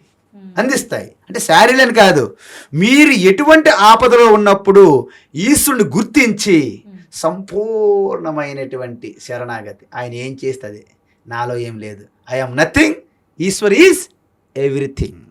I'm nothing, Ishwar is everything. అప్పుడు ఈశ్వరు వర్కౌట్ అవుద్ది అనమాట. అందుకే మనం ఏమనుకుంటాం, నేను చేసేస్తున్నాను అనే ఒక అహంకారం ఉంది కదా. అహంకారం అంటే నేనే కర్తను అని ఎవరైతే అనుకుంటారో దాన్ని అహంకారం అంటారనమాట. అందుకే అహంకారము నుండి కారం అనే కూరలు పీకిస్తే ఏమవుతుంది? ఏం మిగులుతుంది? అహం మిగులుతుంది. అప్పుడు అహం మీకు భూషణం అయిపోతుంది.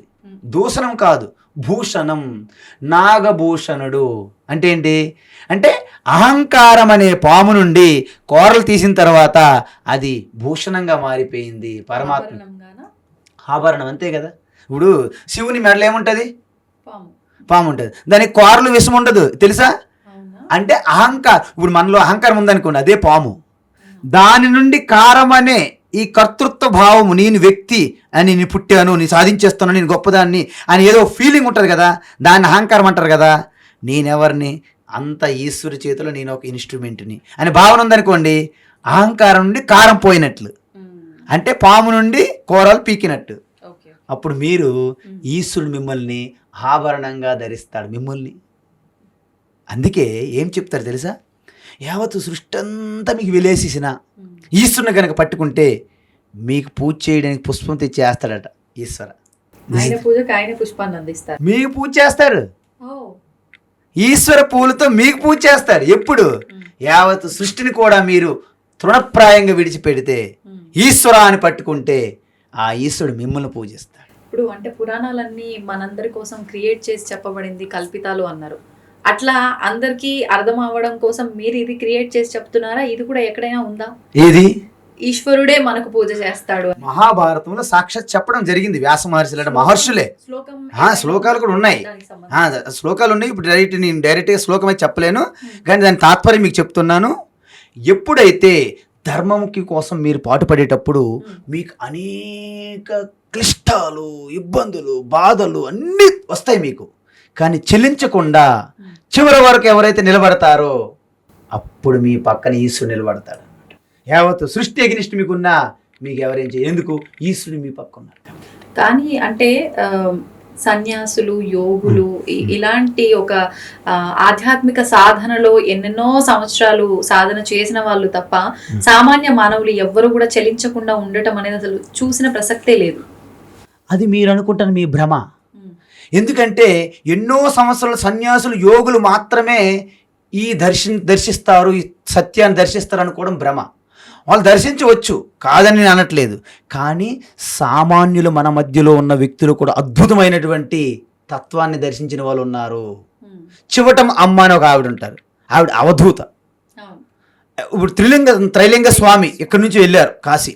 అదేవిధంగా రమణ మహర్షి 11 సంవత్సరాల ప్రాయంలోనే ఏమీ చదువుకోలేదు, పెద్ద సాధన కూడా ఏం తెలియదు. అరుణాచలం అనగానే వెంటనే పూర్వజన సుకృతం అంతా ఒక్కసారి ఆయనకి జ్ఞప్తికి వచ్చి వెళ్ళిపోయారు. ఆయన అక్కడ 11 సంవత్సరాల పాటు ఆ గుహల్లో ఆయన తపస్సు చేసుకున్నాడు.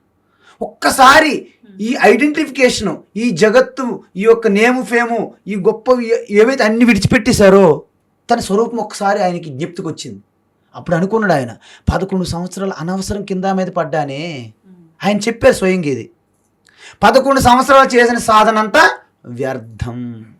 ఇప్పుడు మీరన్న ఈ త్రైలింగ స్వామి కాశీ అయితే సాక్షాత్తు శివుడే కొన్ని వందల సంవత్సరాలు, దాదాపు ఒక 200-300 సంవత్సరాలు కాశీలో మానవ రూపంలో తిరిగాడు అని అంటుంటారు. ఆయన పుస్తకంలో కూడా త్రైలింగ స్వామి బుక్ లో 280 సంవత్సరాలు ఉన్నారు ఆయన. నిజమా? శివుడే? శివుడు అనేది నేను ఇప్పుడే ముందు చెప్పాను మీకు. శివ అంటే యావత్తు బ్రహ్మాండం అంతా శివ కంటే ఏమి లేదు. శివుని ఆజ్ఞ లేనిది మరి శివుని ఆజ్ఞ లేని చేయమైన కుట్టదు అంటే అర్థం ఏంటంటే బ్రహ్మాండం అంతా వ్యాపించి ఉండాలి కదా. బ్రహ్మాండం అంతా వ్యాపించి ఉన్న శివుడు ఒక్క మనిషిగా తిరిగాడంటే ఇదేమైనా మనకు మళ్ళీ విరుద్ధం అనిపించట్లేదా? మీలోన శివుడు కలుడు ఏదో పాటలు ఉంటాయి కదా. అంటే దాని అర్థం ఏంటంటే శివ వ్యక్తి కాదు, ఒక శక్తి. ఆ శక్తి ప్రకటన అవ్వాలంటే వ్యక్తి కావాలి. కరెంటు బల్బు కాదు, కరెంటు ఫ్యాన్ కాదు. మరి కరెంట్ ఏంటి? కరెంటు సమక్షంలో బల్బు వెలుగుతుంది, కరెంటు సమక్షంలోనే ఫ్యాను తిరుగుతుంది. కానీ కరెంటుకి సొంతగా ఎటువంటి రూపము లేదు. శివ సమక్షములోనే మీరు తల ఇలా ఊపుతున్నారు, శివ సమక్షములోనే చూస్తున్నారు, శివ సమక్షములోనే మీ శరీరం నిలబడి ఉన్నది. కాబట్టి శివకి రూపము మరి మీరే చెప్తున్నారు, మళ్ళీ ఏం తిరుగుతున్నాడు అంటారు. మళ్ళీ విరుద్ధం అనిపించట్లేదా మీ మాటలు మీకు? దాని అర్థం ఏంటంటే ఈ ప్రకృతిని సమష్టి ప్రకృతిగా మీరు ఎప్పుడైతే కలపగలుగుతారో, నేను ముందే చెప్పాను, ఈ బయట ఉన్న ప్రకృతి 3 గుణాలే, ఈ 5 పంచభూతాలు కూడా 3 గుణాల నుంచి వచ్చాయి. బయట 5 పంచభూతాలు ఉన్నాయి, ఇది కూడా పంచభూతాలే. ఆ పంచభూతాల వెనక 3 గుణాలు, ఈ పంచభూతాల వెనక 3 గుణాలు. ఈ 3 గుణాలను ఇవి కూడా నాతోనే, నా సమక్షంలోనే వెలుగుతున్నాయి అనే భావనతో, అది ఒక్కసారిగా రాదు. అభ్యాసం కూసు విద్య. మీకు విషయం చెప్పనా, ఈ సృష్టిలో ఇది చాలా కష్టం అండి అంటుంటారు కొంతమంది. నేను ఒక మాట అంట, కష్టం అంటూ సృష్టిలో లేదు. It is very difficult and Swamiji do you know, it is very difficult. There is no difficult. అసలు డిఫికల్ట్ అనేది సృష్టిలో లేదంట. మరి ఏమున్నది? Just learning to mastery is a process. మన స్కూల్లో ఫస్ట్ జాయిన్ అయినంటే పిల్లవాడు భయపడతాడు, స్కూల్కి వెళ్ళడం ముర్రో అంటాడు, అవునా? అది పాస్ అయిపోయి 10th క్లాస్ వెళ్ళిన తర్వాత మళ్ళీ 2వ తరగతికి వెళ్ళేది భయపడతాడా? ఎందుకు? మాస్టర్ అయిపోయాడు అనమాట. అంటే there is no difficulty, there is no easy. మరి ఏమున్నది? Just process of learning to master. మీరు లెర్నింగ్లో ఉండేటప్పుడు మీరు డిఫికల్ట్ అనుకుంటున్నారు, మీరు మాస్టర్ అయినప్పుడు మీకు ఈజీ అయిపోతుంది. ఇప్పుడు చెప్పండి, డ్రైవింగ్ నేర్చుకునేటప్పుడు మనకు డ్రైవింగ్ రాదు, కార్ డ్రైవింగ్ చేస్తే మనకు చేతులు వణుకుతుంటాయి. మీరు ఆల్రెడీ డ్రైవింగ్లో బాగా నేర్చుకొని అసలు సందుల్లో గొంతుల్లో తిప్పేస్తున్నారు అనుకోండి, ఓల్డ్ సిటీలో కూడా, మీరు డ్రైవింగ్కి భయపడతారా? కారు ఎప్పుడు టైం జరుగుతుందో లాగేస్తాను అనిపిస్తుందా లేదా? అంటే ఏమైంది మీ భయం? ఏమైంది మీ డిఫికల్టీ? అభ్యాసం, అవునా? అంటే మనకి మనస్సు దేనిపైన ఇది గొప్పది అనే ఒక ఇంట్రెస్ట్ ఎప్పుడైతే మీకు క్రియేట్ అవుతుందో, మనసు ఇలా అక్కడ కూర్చుంటుంది, దాన్ని లాగేస్తుంది, మనసు అదే అయిపోతుంది. అందువలన చిన్న పిల్లలకి చదువు మీద ఇంట్రెస్ట్ ఉండదు, ఆటల మీద ఇంట్రెస్ట్ ఉంటుంది. ఎందుకు? మనస్సు ఆటల మీద గొప్ప ప్రయోజనాన్ని గుర్తిస్తుంది అనమాట. అదే మనసుకి చదువు మీద మీరు ఇంట్రెస్ట్ చూపించినట్లయితే బాగా చదివేస్తారు అన్నమాట, పిల్లలు నంబర్ 1 అయిపోతారు అనమాట. అందువలన మనస్సుకి మనం నేర్పించాలి. అందుకే మానస బోధ కావాలి మనకి. కష్టం లేదు. మీరు అన్నారు అప్పుడు యోగులు, సన్యాసులు, సాధువులు వాళ్ళేవి చేయగలరు కానీ సమాజంలో ఉన్న వాళ్ళు ఎక్కడ చేయగలరు అంటే, భగవద్గీత సమాజంలో ఉన్న వాళ్ళకి చెప్పింది, సన్యాసులకు మహాత్ములకు కాదు. సమాజంలో ఉంటూ మీ కర్తవ్య కర్మలు చేసుకుంటూ ఆ ఆత్మజ్ఞానాన్ని తెలుసుకుంటూ ఆత్మానుభూతి చెందాలనే భగవద్గీత వచ్చింది. అదే నేను మీకు భగవద్గీత బుక్ నేను ఈవేళ తీసుకురావడానికి కారణం ఏంటంటే, నేను దీన్ని రాశాను. ఏంటి? భగవద్గీతను నేను రాయలేదు, ఆ శ్లోకాలకి తాత్పర్యం ఏదైతే ఉందో అత్యంత సులభంగా, స్పష్టంగా, శ్లోకం చదవడం కూడా చాలా తేలిగ్గా ఉండేటట్లు 4 పాదములుగా విడదీసి, వాటికి వేరు వేరు కలర్స్తో పెద్ద పెద్ద ఫాంట్ సైజు పెద్దగా చేసి, ఆ యొక్క తాత్పర్యం కూడా ఉపనిషత్తుల్లో చెప్పిన తాత్పర్యం డైరెక్ట్గా అర్థమయ్యే రీతిలో, అంటే మన న్యూస్ పేపర్ అలాంటి లాంగ్వేజ్లో రాసి, కొన్ని శ్లోకాలకి బొమ్మలు కూడా, ఫొటోస్ కూడా యాడ్ చేసి ఈ బుక్ రాయడం జరిగింది. అతి తొందరలోనే దీన్ని విడుదల చేయబోతున్నాం. అందువలన భగవద్గీత కేవలం సన్యాసులకి, యోగులకని కాదు, ప్రతి వ్యక్తికి, అంటే ఈ భూమండలం మీద ఉన్న ప్రతి మనిషికి భగవద్గీత ఒక మార్గదర్శి. ఎలాగైతే ఒక ఇన్స్ట్రుమెంట్ ఎలా పని చేయాలంటే ఒక మాన్యువల్ ఎలా ఉంటుందో, మనిషి తన జీవిస్తూనే మానవత్వం నుండి దైవత్వంలోకి ఎలా మార్చుకోవాలి అనే ఒక కంప్లీట్ మాన్యువలే భగవద్గీత. కాబట్టి ఒక్కసారి గనక భగవద్గీత గనక మీరు తెలుసుకుంటే, చదివితే, అధ్యయనం చేస్తే, ఇక మీ పురాణాలు, వేదములు, ఉపనిషత్తులు అన్నిటి సారాంశం కూడా భగవద్గీత దగ్గర వచ్చేస్తుంది. అందువలన పురాణాలు ఏం చెప్తాయి? 3 రకాలు చెప్తాయి. ఫస్ట్ శరీరంతో చేసే తపస్సు చెప్తాయి, వ్రతాలు, ఉపవాసాలు, పూజలు అన్నీ చెప్తాయి. తర్వాత 2వ స్టెప్ ఏం చెప్తే పురాణాలు అంటే, పారాయణము, జపము అని వాక్ ద్వారా తపస్సు. 3వ స్టెప్ ఏం చెప్తుందంటే, నీ మనసు ద్వారా చింతన కూడా చెయ్యాలి. మనసు ద్వారా చింతన చెయ్యాలి. ఈ 3 చేసిన తర్వాత మీరు ఫిట్ అవుతారనమాట. అంటే క్వాలిఫైడ్ పర్సన్. క్వాలిఫైడ్ అయినప్పుడు అప్పుడు భగవద్గీత లాంటిది తీసుకుంటే నా స్వరూపం అలాగ భగవద్గీతలో కనిపిస్తుంది. అందువలన శ్రీకృష్ణ పరమాత్మ అంటున్నాం కదా, శ్రీకృష్ణ పరమాత్మ వేరు, భగవద్గీత వేరు కాదు. కృష్ణే గీతగా మారిపోయారు. ఆ గీతను మీరు ఎప్పుడైతే అధ్యయనం చేస్తారో ఆ గీత మరి బయట ఉండదు, మిమ్ములుగా మారిపోతుంది గీత. మీరు గీతగా మారిపోతారు. కృష్ణ గీతగా మారారు, గీత అధ్యాయం నుంచి మీరు కూడా గీతగా మారారు. ఇప్పుడు గీత ఎక్కడున్నారు, మీరు ఎక్కడున్నారు? మీరు గీత కృష్ణ అంతా ఒక్కటైపోతుంది అన్నమాట. అంతా ఒకటైనప్పుడు ప్రత్యేకించి భగవంతుని మళ్ళీ ఆరాధించడము ఇవన్నీ అవసరం లేదని మీరు చెప్తున్నారు. ఆరాధించడం అవసరం లేదని కాదు, ఈ శరీరం ఉన్నంత వరకు ఈ అభ్యాసం ద్వారా జరుగుతుంది తప్ప అది చేసినా మీరు పొందేదేం లేదు, చెయ్యిపోయినా పోగొట్టుకునేది ఏమి మిగలదని చెప్తున్నాం. ఇప్పుడు చిన్నప్పుడు మనము ఎక్కాలు టేబుల్స్ ఉంటాయి, రోజు రాసేవాడిని నేను చిన్నప్పుడు. మీరు ఇంటర్మీడియట్ డిగ్రీకి వెళ్ళిపోయిన తర్వాత ఆ ఎక్కములు అప్పుడు మీరు రాసినా మీకు ప్రయోజనం పెద్దగా లేదు, అవి రాయకుండా విడిచిపెట్టిన మీకేమి నష్టము ఉంటుందా? మీ అక్క మర్చిపోయి 9 1 9 9 2 18 అని రాస్తారా? డిగ్రీ పీజీకి వెళ్ళినప్పుడు రాయకపోతే ఏమైనా కోల్పోతారా? రాయకపోతే కోల్పోం కానీ నేర్చుకోకపోతే ఇబ్బంది పడతాం కదా. నో, మీరు ఆల్రెడీ చిన్నప్పుడు చదివేశారు కదా, 2 3 4 అన్ని చదివి ఈ డిగ్రీకి వెళ్ళారు కదా. డిగ్రీలో కూడా మళ్ళీ ఎక్కాలు టేబుల్స్ రాసుకుంటారా? ఈ పూజలన్నీ కూడా మీరు మొదట్లో బాగా నిష్ఠ సాధించినంత వరకు చేస్తూ ఉండాలి. ఎప్పుడైతే మీరు హయ్యెస్ట్ లెవెల్ అంటే తత్వాన్ని అధ్యయనం చేసే ఆ శ్రవణము అంటే కేవలం తత్వచింతన, వినడము చెప్పడము, తర్వాత డౌట్స్ ఏమైనా సంశయాలు ఉంటే తీర్చుకోవడం.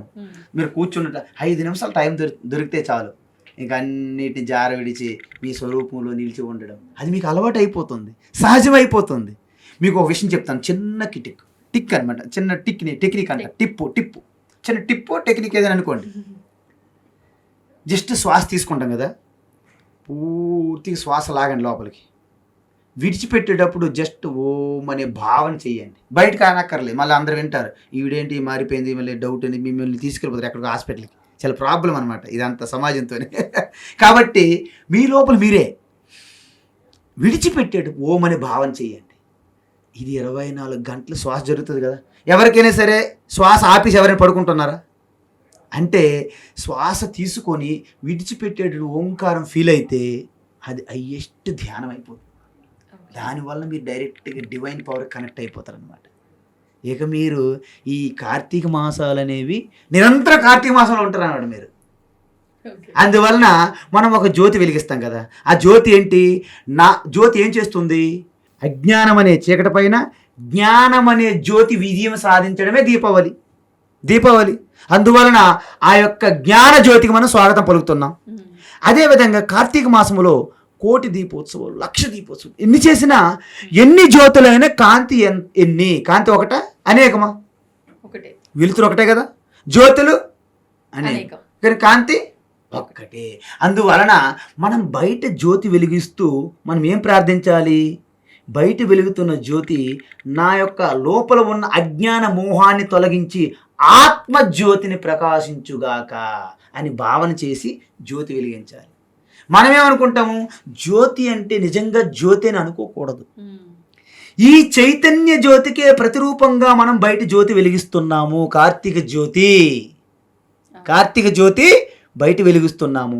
ఆ జ్యోతిని చూస్తే మన లోపల ఉన్న చైతన్యం జ్యోతి ప్రకాశించినప్పుడు దాని చుట్టూ ఉన్నటువంటి అజ్ఞాన అంధకార ఈ మోహ భ్రాంతులన్నీ చల్లా చెదురైపోతాయి. అందుకే ఎప్పుడైతే ఇక్కడ ఆత్మజ్యోతి 3వ నేత్రంగా మనం ప్రతిరూపంగా చూసేటప్పుడు అక్కడ మోహము భ్రమలు పోతాయి. అందుకే మన్మథ దగ్ధం అంటే ఏంటి? మన్మథ ఇండికేటెడ్ బై మోహము, భ్రాంతి, అజ్ఞానం. అందుకే దానికి మనం ఏమంటాము? స్టోరీ చెప్పాం. శివుడేమో ధ్యానంలో ఉంటాడు, పార్వతి ఎంత తపస్సు చేసినా ఆయన లేవడు, ఆవిడికేమో కలపాలి, ఇద్దరు కలపకపోతే బిడ్డ రాకపోతే తారకాసురుడు వధ జరగదు. ఏదో స్టోరీ, కథ. అప్పుడేమవుతుంది? వీళ్ళకి హెల్ప్ చేయడానికి దేవతలందరూ నానా కష్టాలు పడుతుంటారు. అప్పుడు మన్మధుడికి రతీదేవి పంపిస్తారు. అక్కడ మొత్తం అంత వసంత ఋతుని క్రియేట్ చేస్తారు. అంటే ఇంకిద్దరు కలవాలని. ఆయన సామాన్య ధ్యాని కాదు కదా, గొప్ప మెడిటేషన్లో ఉంటాడు. అప్పుడు ఒక్కసారి మన్మధుడు పూలబాణం వేస్తాడు. అప్పుడు శివుడు అనుకుంటాడు, నాకు అసలు ఎటువంటి చలనం అయ్యే పరిస్థితి లేదు, నన్ను కనీసం డిస్టర్బ్ చేసే శక్తి లేదు. ఎవరు ఇంటి చూస్తాడు? చూసేసరికి ఎదురుగా మన్మధుడు ఉంటాడు. 3వ కన్ను తెరుస్తాడు, దగ్ధమైపోదు. ఇదంతా స్టోరీ. ఎప్పుడైతే నేను చెప్పినట్టు ఈ బయట జ్యోతి మీ ఆత్మజ్యోతిగా మీరు తెలుసుకునేటప్పుడు మనస్సు, బుద్ధి, శరీరం, ఇంద్రియములను కూడా మీ యొక్క ఇన్స్ట్రుమెంట్లుగా మీరు చూడగలుగుతారు. అందువల్ల వాటి వల్ల జరుగుతూ ఉంటాయి. కానీ అయాం అంటే నేను అనే ఒక్కదాన్ని పట్టుకోండి. అయాం, మిగతా జారిపోతాయి. అంటే ఇవన్నీ ఆలోచనలన్నీ జారిపి ఒకే ఆలోచన మిగిలి ఉంది. ఏంటది? శివోహం, నేను శివ అని ఉన్నది. చివరికి నేను శివ అనేది కూడా జారిపోవాలి. ఎందుకు? నేను శివ అనేవారు కూడా మిగలరు అక్కడ. కేవలం శివే ఉంటుంది. శివ అంటే వ్యక్తి కాదని చెప్పాను కదా. సో వ్యక్తే లేడు అక్కడ. ఇంకేమున్నది? అంత ఒక శక్తిగా ఉంది. అది తెలుసుకుంటే అదే ఆత్మజ్యోతి, అదే శివ. అందుకే అంతర్జ్యోతి బహిర్జ్యోతి ప్రత్యగ్జ్యోతి పరాత్పర జ్యోతిర్జ్యోతి స్వయం జ్యోతి ఆత్మజ్యోతి శివోస్మ్యహం. బయట జ్యోతి, లోపల జ్యోతి, అన్నిటికంటే జ్యోతుల్లో కల్లా గొప్ప జ్యోతి అదే స్వయం జ్యోతి. మీరే ముట్టించడానికి ఎవరు ముట్టించిన జ్యోతి కాదు అది. అది స్వయం సెల్ఫ్ షైనింగ్, సెల్ఫ్ ల్యూమినస్. ఆ యొక్క స్వయం జ్యోతి ఏంటి? ఆత్మజ్యోతి. ఆత్మజ్యోతి ఏంటి? శివ. శివ ఎవరు? అహమస్మి, నేనే శివ అని చెప్తారనమాట. అందుకే దాన్ని ఎలా చెప్పారు ఉపనిషత్తుల్లో, వేద మంత్రాల్లో? న తత్ర సూర్యో భాతి న చంద్రతారకం నేమా విద్యతో భాంతి కుతో యమగ్ని తమేవ భాంతం అనుభాతి సర్వం తస్య భాస సర్వమిదం విభాతి. మనం ఆరతి ఇచ్చేటప్పుడు ఇది పాడాలి ఈ మంత్రం. హారతి ఇచ్చేటప్పుడు ఈ మంత్రం చెప్పాలి. చాలా మంది తెలీదు.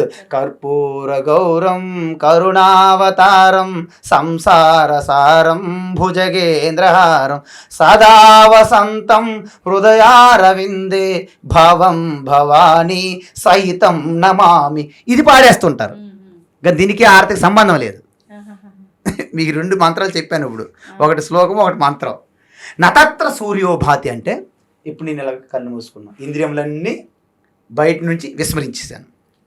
నేను బాడీ కాదు, బాడీ ఆల్రెడీ నా యొక్క ఎరుకలో తేలుతుంది. బాడీ ఇంద్రియములు కూడా నేను కాదు, మనసు నేను కాదు. ఇవన్నీ నేను కాదనేటప్పుడు వాటితో తాదాత్మ్యం, ఐడెంటిఫికేషన్ ఉండదన్నమాట. సో వాటి మీద ధ్యాస పోయిందనమాట. అప్పుడు కేవలంగా ఏకం ఎరుకగా మిగిలి ఉన్నాను కదా. మిరుకుగా ఉన్నాను అంటే మీకు తెలుస్తుంది నేనున్నాను, నాకు తెలుస్తుంది. ఆ తెలుసుకునే తత్వాన్ని జ్యోతి అంటారని చెప్పాను కదా. ఇప్పుడు బయట ఏదైనా వస్తువులు మనం చూడాలంటే మనం వెలుతురు ఉండాలా? బయట పట్టపగలు వెలుతురు ఎక్కడి నుంచి వస్తుంది? సూర్యుడి నుంచి వస్తుందమ్మా, మంచిది. రాత్రిపూట ఈ యొక్క లైట్లు కానీ చంద్రుడు కానీ వెలుతురు చూస్తాము. మరి ఇప్పుడు ఈ 2 లేవు. ఓకే, 2 లేవు. కళ్ళు మూసుకున్నారు, స్వప్నంలో అన్ని వస్తువులు చూస్తున్నారు. మరి స్వప్నంలో ఏ సూర్యుడు వెలుగుతున్నాడు? ఏ చంద్రుడు వెలుగుతున్నాడు? ఏ తెలంగాణ పవర్ హౌస్ నుంచి మీకు ఎలక్ట్రిసిటీ వస్తుంది? లేకపోతే ఆంధ్రప్రదేశ్ పవర్ హౌస్ నుంచి ఎలక్ట్రిసిటీ వస్తుందా? లేదు. ఏ వెలుగులో మనం చూడగలుగుతున్నా? అది ఆత్మజ్యోతి, స్వయం జ్యోతి. అక్కడ నతత్ర సూర్యోభాతి. చూసారా మంత్రం అర్థం? వేద మంత్రం చూడండి. నతత్ర సూర్యోభాతి, అక్కడ సూర్యుడు వెలగలేడు. నా చంద్రమా, చంద్రుడు వెలగలేడు. నా నక్షత్రాలు, నా విద్యుత్ మెరుపులు, ఎటువంటి జ్యోతులు వెలగలేవు. మరి సూర్యుడు చంద్రుడు వెలిగించలేని ప్లేస్లో నువ్వు ఒక చిన్న హారతి వెలిగించగలవా? కుతో అయం అగ్ని. ఏ విధంగా నేను అంటే నీకు సూర్య చంద్రుడు కూడా వెలిగించలేరు నిన్ను. ఎందుకు? వాళ్ళ వెలుగుకి నువ్వు కారణము. ఈ చిన్న కర్పూరం పెట్టి నేను వెలిగిస్తున్నా. చూసారా? అంటే సృష్టిలో ఫస్ట్ నీ తర్వాతనే నిన్ను అనుసరించే సర్వం సృష్టి అంతా వెలుగుతుంది. అందుకే సూర్యమండలంలో ఏదైతే ఆత్మశక్తిగా ఉనికిగా ఉందో అది మీ హృదయస్థంలో ఉంది. ఆదిత్య హృదయం. ఆదిత్య ఎక్కడ ఉంటాడు? సూర్య ఆదిత్య అంటే ఎక్కడ ఉంటారు? అంతరిక్షంలో అనుకోండి. హృదయం ఎక్కడ ఉంటుంది? బయట, లోపల? ఆదిత్య హృదయం. యచ్చాయం పురుషే యచ్చ అయం పురుషే యచ్చ అసౌ ఆదిత్యే సహ ఏకః. ఉపనిషత్ మంత్రం. నా హృదయస్థంలో గుండె చప్పుడు వెనక ఉన్నటువంటి ఆ స్ఫురణ ఎరుక ఏదైతే ఉందో ఇది సూర్యమండలం లోపల ఉన్నటువంటి ఒక ఉనికిగా ఉన్నది. అది ఇది ఒక్కటే. ఇది తత్వం అన్నమాట. అయితే మీరు అన్నట్టు అంత సులభం కాదు. నీ సులభం నేను అనలేదు. మనకి డ్రైవింగ్ రాకముందు కార్ డ్రైవింగ్ అంటే భయం, నేర్చుకున్న తర్వాత సులభం అయ్యింది. అవునా? అందుకే ఉపనిషత్తు మంత్రాలను కూడా ఏం చెప్పారంటే మన అందరం పడుకొని ఉన్నాం, మనం వ్యవహారం చేస్తున్నాం, కానీ ఉపనిషత్తుల ఋషుల దృష్టిలో మనం పడుకున్నట్టే లెక్క. ఎందుకంటే మీరు స్వప్నంలో ఎంత పని చేసేస్తున్నా మేల్కొన్న వ్యక్తి దృష్టిలో అది పడుకున్నట్టే లెక్క, మీ నిద్ర నుంచి మేల్కొన్నంత వరకు. ఇప్పుడు మనం ఎంత పని చేసేస్తున్నా ఆత్మ దర్శనం, ఆత్మ తత్వం దృష్టిలో ఇది నిద్రతో సమానం అన్నమాట. అంతే కదా. అందువలన ఈ నిద్ర, అందుకే ఉపనిషత్తు ఋషులేమన్నారు, ఉత్తిష్ట, గెటప్ అన్నారు అన్నమాట. మనం ఏం చేస్తాం, బెడ్ మీద లేస్తాం, అయినా కళ్ళు తెరవము. జాగ్రత్త, కళ్ళు తెరువు అన్నారు. మళ్ళీ 2 చెప్పారు అక్కడ, ఎరైజ్, ఎవేక్. వివేకానంద స్వామి విన్నారా? ఎక్కడైనా పాంప్లెట్స్ ఉంటాయి కదా, చిన్న చిన్న పాంప్లెట్లు, arise, awake, stop not till reach the goal. Arise, awake, stop not till reach the goal. అది ఎక్కడ చెప్పారు? ఉపనిషత్తు, కఠోపనిషత్తు మంత్రం అనమాట. అంటే ఉత్తిష్ట అంటే గెటప్.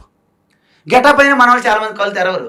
కిచెన్ అనుకొని వాష్రూమ్లోకి వెళ్ళిపోతారు, వాష్రూమ్ అనుకుని కిచెన్లో దూరిపోతారు. ఎందుకు? కళ్ళు తెరవరు కదా, లేవడం అది లేచాం కానీ. అందుకే జాగ్రత్త, అవేక్. అయితే మనం ఏం చేస్తున్నాము, వాస్తవానికి చైతన్య స్వరూపం ఎప్పుడైనా పడుకుంటుందా? నిద్ర లేదు కదా. సూర్యునికి పగలు రాత్రులు ఉంటాయా? సూర్యునికి ఉండవమ్మా, మనకుంటాయి. ఇప్పుడు పరమాత్మ, శుద్ధ చైతన్య పరమాత్మ పడుకోవడం ఉంటుందా? మరి మనం ఉదయాన్నే సుప్రభాతాలు ఎవరో పాడుతున్నాము, లేపుతున్నాం. అంటే మనం ఆ భావనలో ఉన్నాం కాబట్టి. నేను అదే చెప్పాను, మన దృష్టిలోనే పగలు రాత్రులు ఉన్నాయి, సూర్యునిలో ఎలగలేవో, మన దృష్టిలోనే పరమాత్మ మనం మేల్కొలుపుతున్నాం, సుప్రభాతాలు పాడుతున్నాము. కానీ అదే పరమాత్మ ఉపనిషత్తులు ఏం చెప్పారు, నాకు మీరు సుప్రభాతాలు పాడకండి, మీకు మీరు సుప్రభాతాలు పాడుకోండి అని ఉపనిషత్తులు చెప్తుంటే మనం ఏం చేస్తున్నాము, రోజుకు ఒక సుప్రభాతం రాస్తున్నాం ఒక్కొక్క దేవత పేరు మీద. అర్థమవుతుంది కదా. కాబట్టి మన సుప్రభాతాలు మనం రాసుకోమని చెప్తుంది ఉపనిషత్తు. పురాణం ఏమంటుందంటే, ముందు నా సుప్రభాతాలు రాయండి, తర్వాత మీరు రాసుకుంటారు కానీ పురాణం చెప్తుంది అనమాట. అంటే పురాణంకి ఉపనిషత్తు తేడా ఏంటమ్మా, స్టెప్ బై స్టెప్ ప్రాసెస్ అనమాట. అందువలన మీరు ఏ స్థితిలో ఉన్నారో ఆ స్థితి విడిచిపెట్టకూడదు. నేల విడిచి సాము చేయరాదు అన్నారు, విన్నారా? నేల విడిచి సాము చేయకూడదు. మీరు ఎక్కడున్నారో అక్కడే ప్రారంభించాలి. మిమ్మల్ని ఒక్కసారి అమ్మ మీరు పూజ చేస్తున్నారు, చాలా శ్రద్ధ భక్తి, పూజలు వేస్ట్ అని అనుకోండి, ఆ పూజలు చెయ్యరు. ఇటు మెడిటేషన్ తత్వం అర్థం కాదు, రెండింటికి చెడ్డ రేవడిగా మిగిలిపోతారు. అందువలన ఎదుటి ఉన్న వ్యక్తుల యొక్క స్థితిగతులను మనం అంచనా వేసి మనం చెప్పాల్సి ఉంటుంది అనమాట. కాబట్టి ఉపనిషత్తులు, ఋషులు, సన్యాసులు, మహాత్ములు చెప్పింది ప్రతి మనిషికి వర్తించదు. ఎందుకు? వాళ్ళ సంసిద్ధత బట్టి వర్తిస్తుంది అనమాట.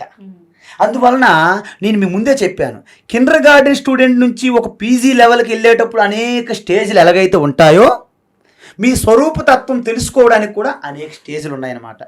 అందుకే ముందుగా మనకు సులభంగా ప్రతి ఒక్కరు చేయదగింది ఏంటంటే పూజ. బయట ఒక విగ్రహం పెడతాం, పూజా ద్రవ్యాలు తెచ్చుకొని అలంకరించి పూజ చేస్తాం, సులభం. మెల్లగా మంత్రం, చాలామంది నోరు తిరగదు. ఎందుకు?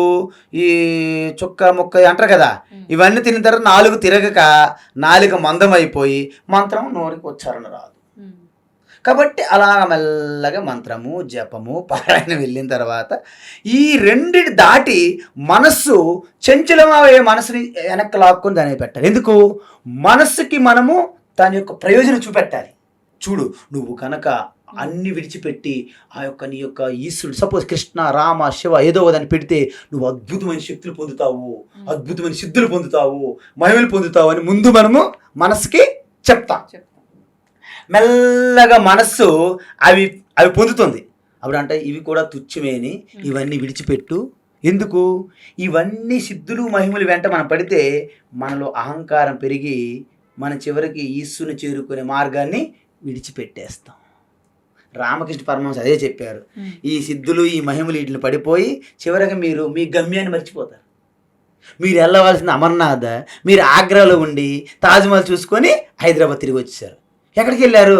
అమర్నాథ్. ఎక్కడి నుండి వచ్చేసారు? ఆగ్రా నుండి. మర్చిపోయారు అమర్నాథ్ అనేది. ఎందుకు? తాజ్మహల్ బాగుంది, తాజ్మహల్ తెల్లనా అంత బాగుంది కదా, ఎవడు కట్టాడు, ఎప్పుడు కట్టాడు, ఇవన్నీ మీకు కావాలి.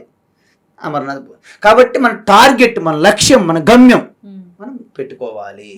అందువలన ప్రతి ఒక్కరు కూడా ఆత్మస్వరూపులు అయినప్పటికీ మీరు ఉన్నటువంటి స్వభావం ఒకటి కాదు. మనం 4-5 ఉన్నాం ఇక్కడ. మన అందరిలో ఒకటే ఆత్మస్వరూపం, పరమాత్మ ఒక్కటే.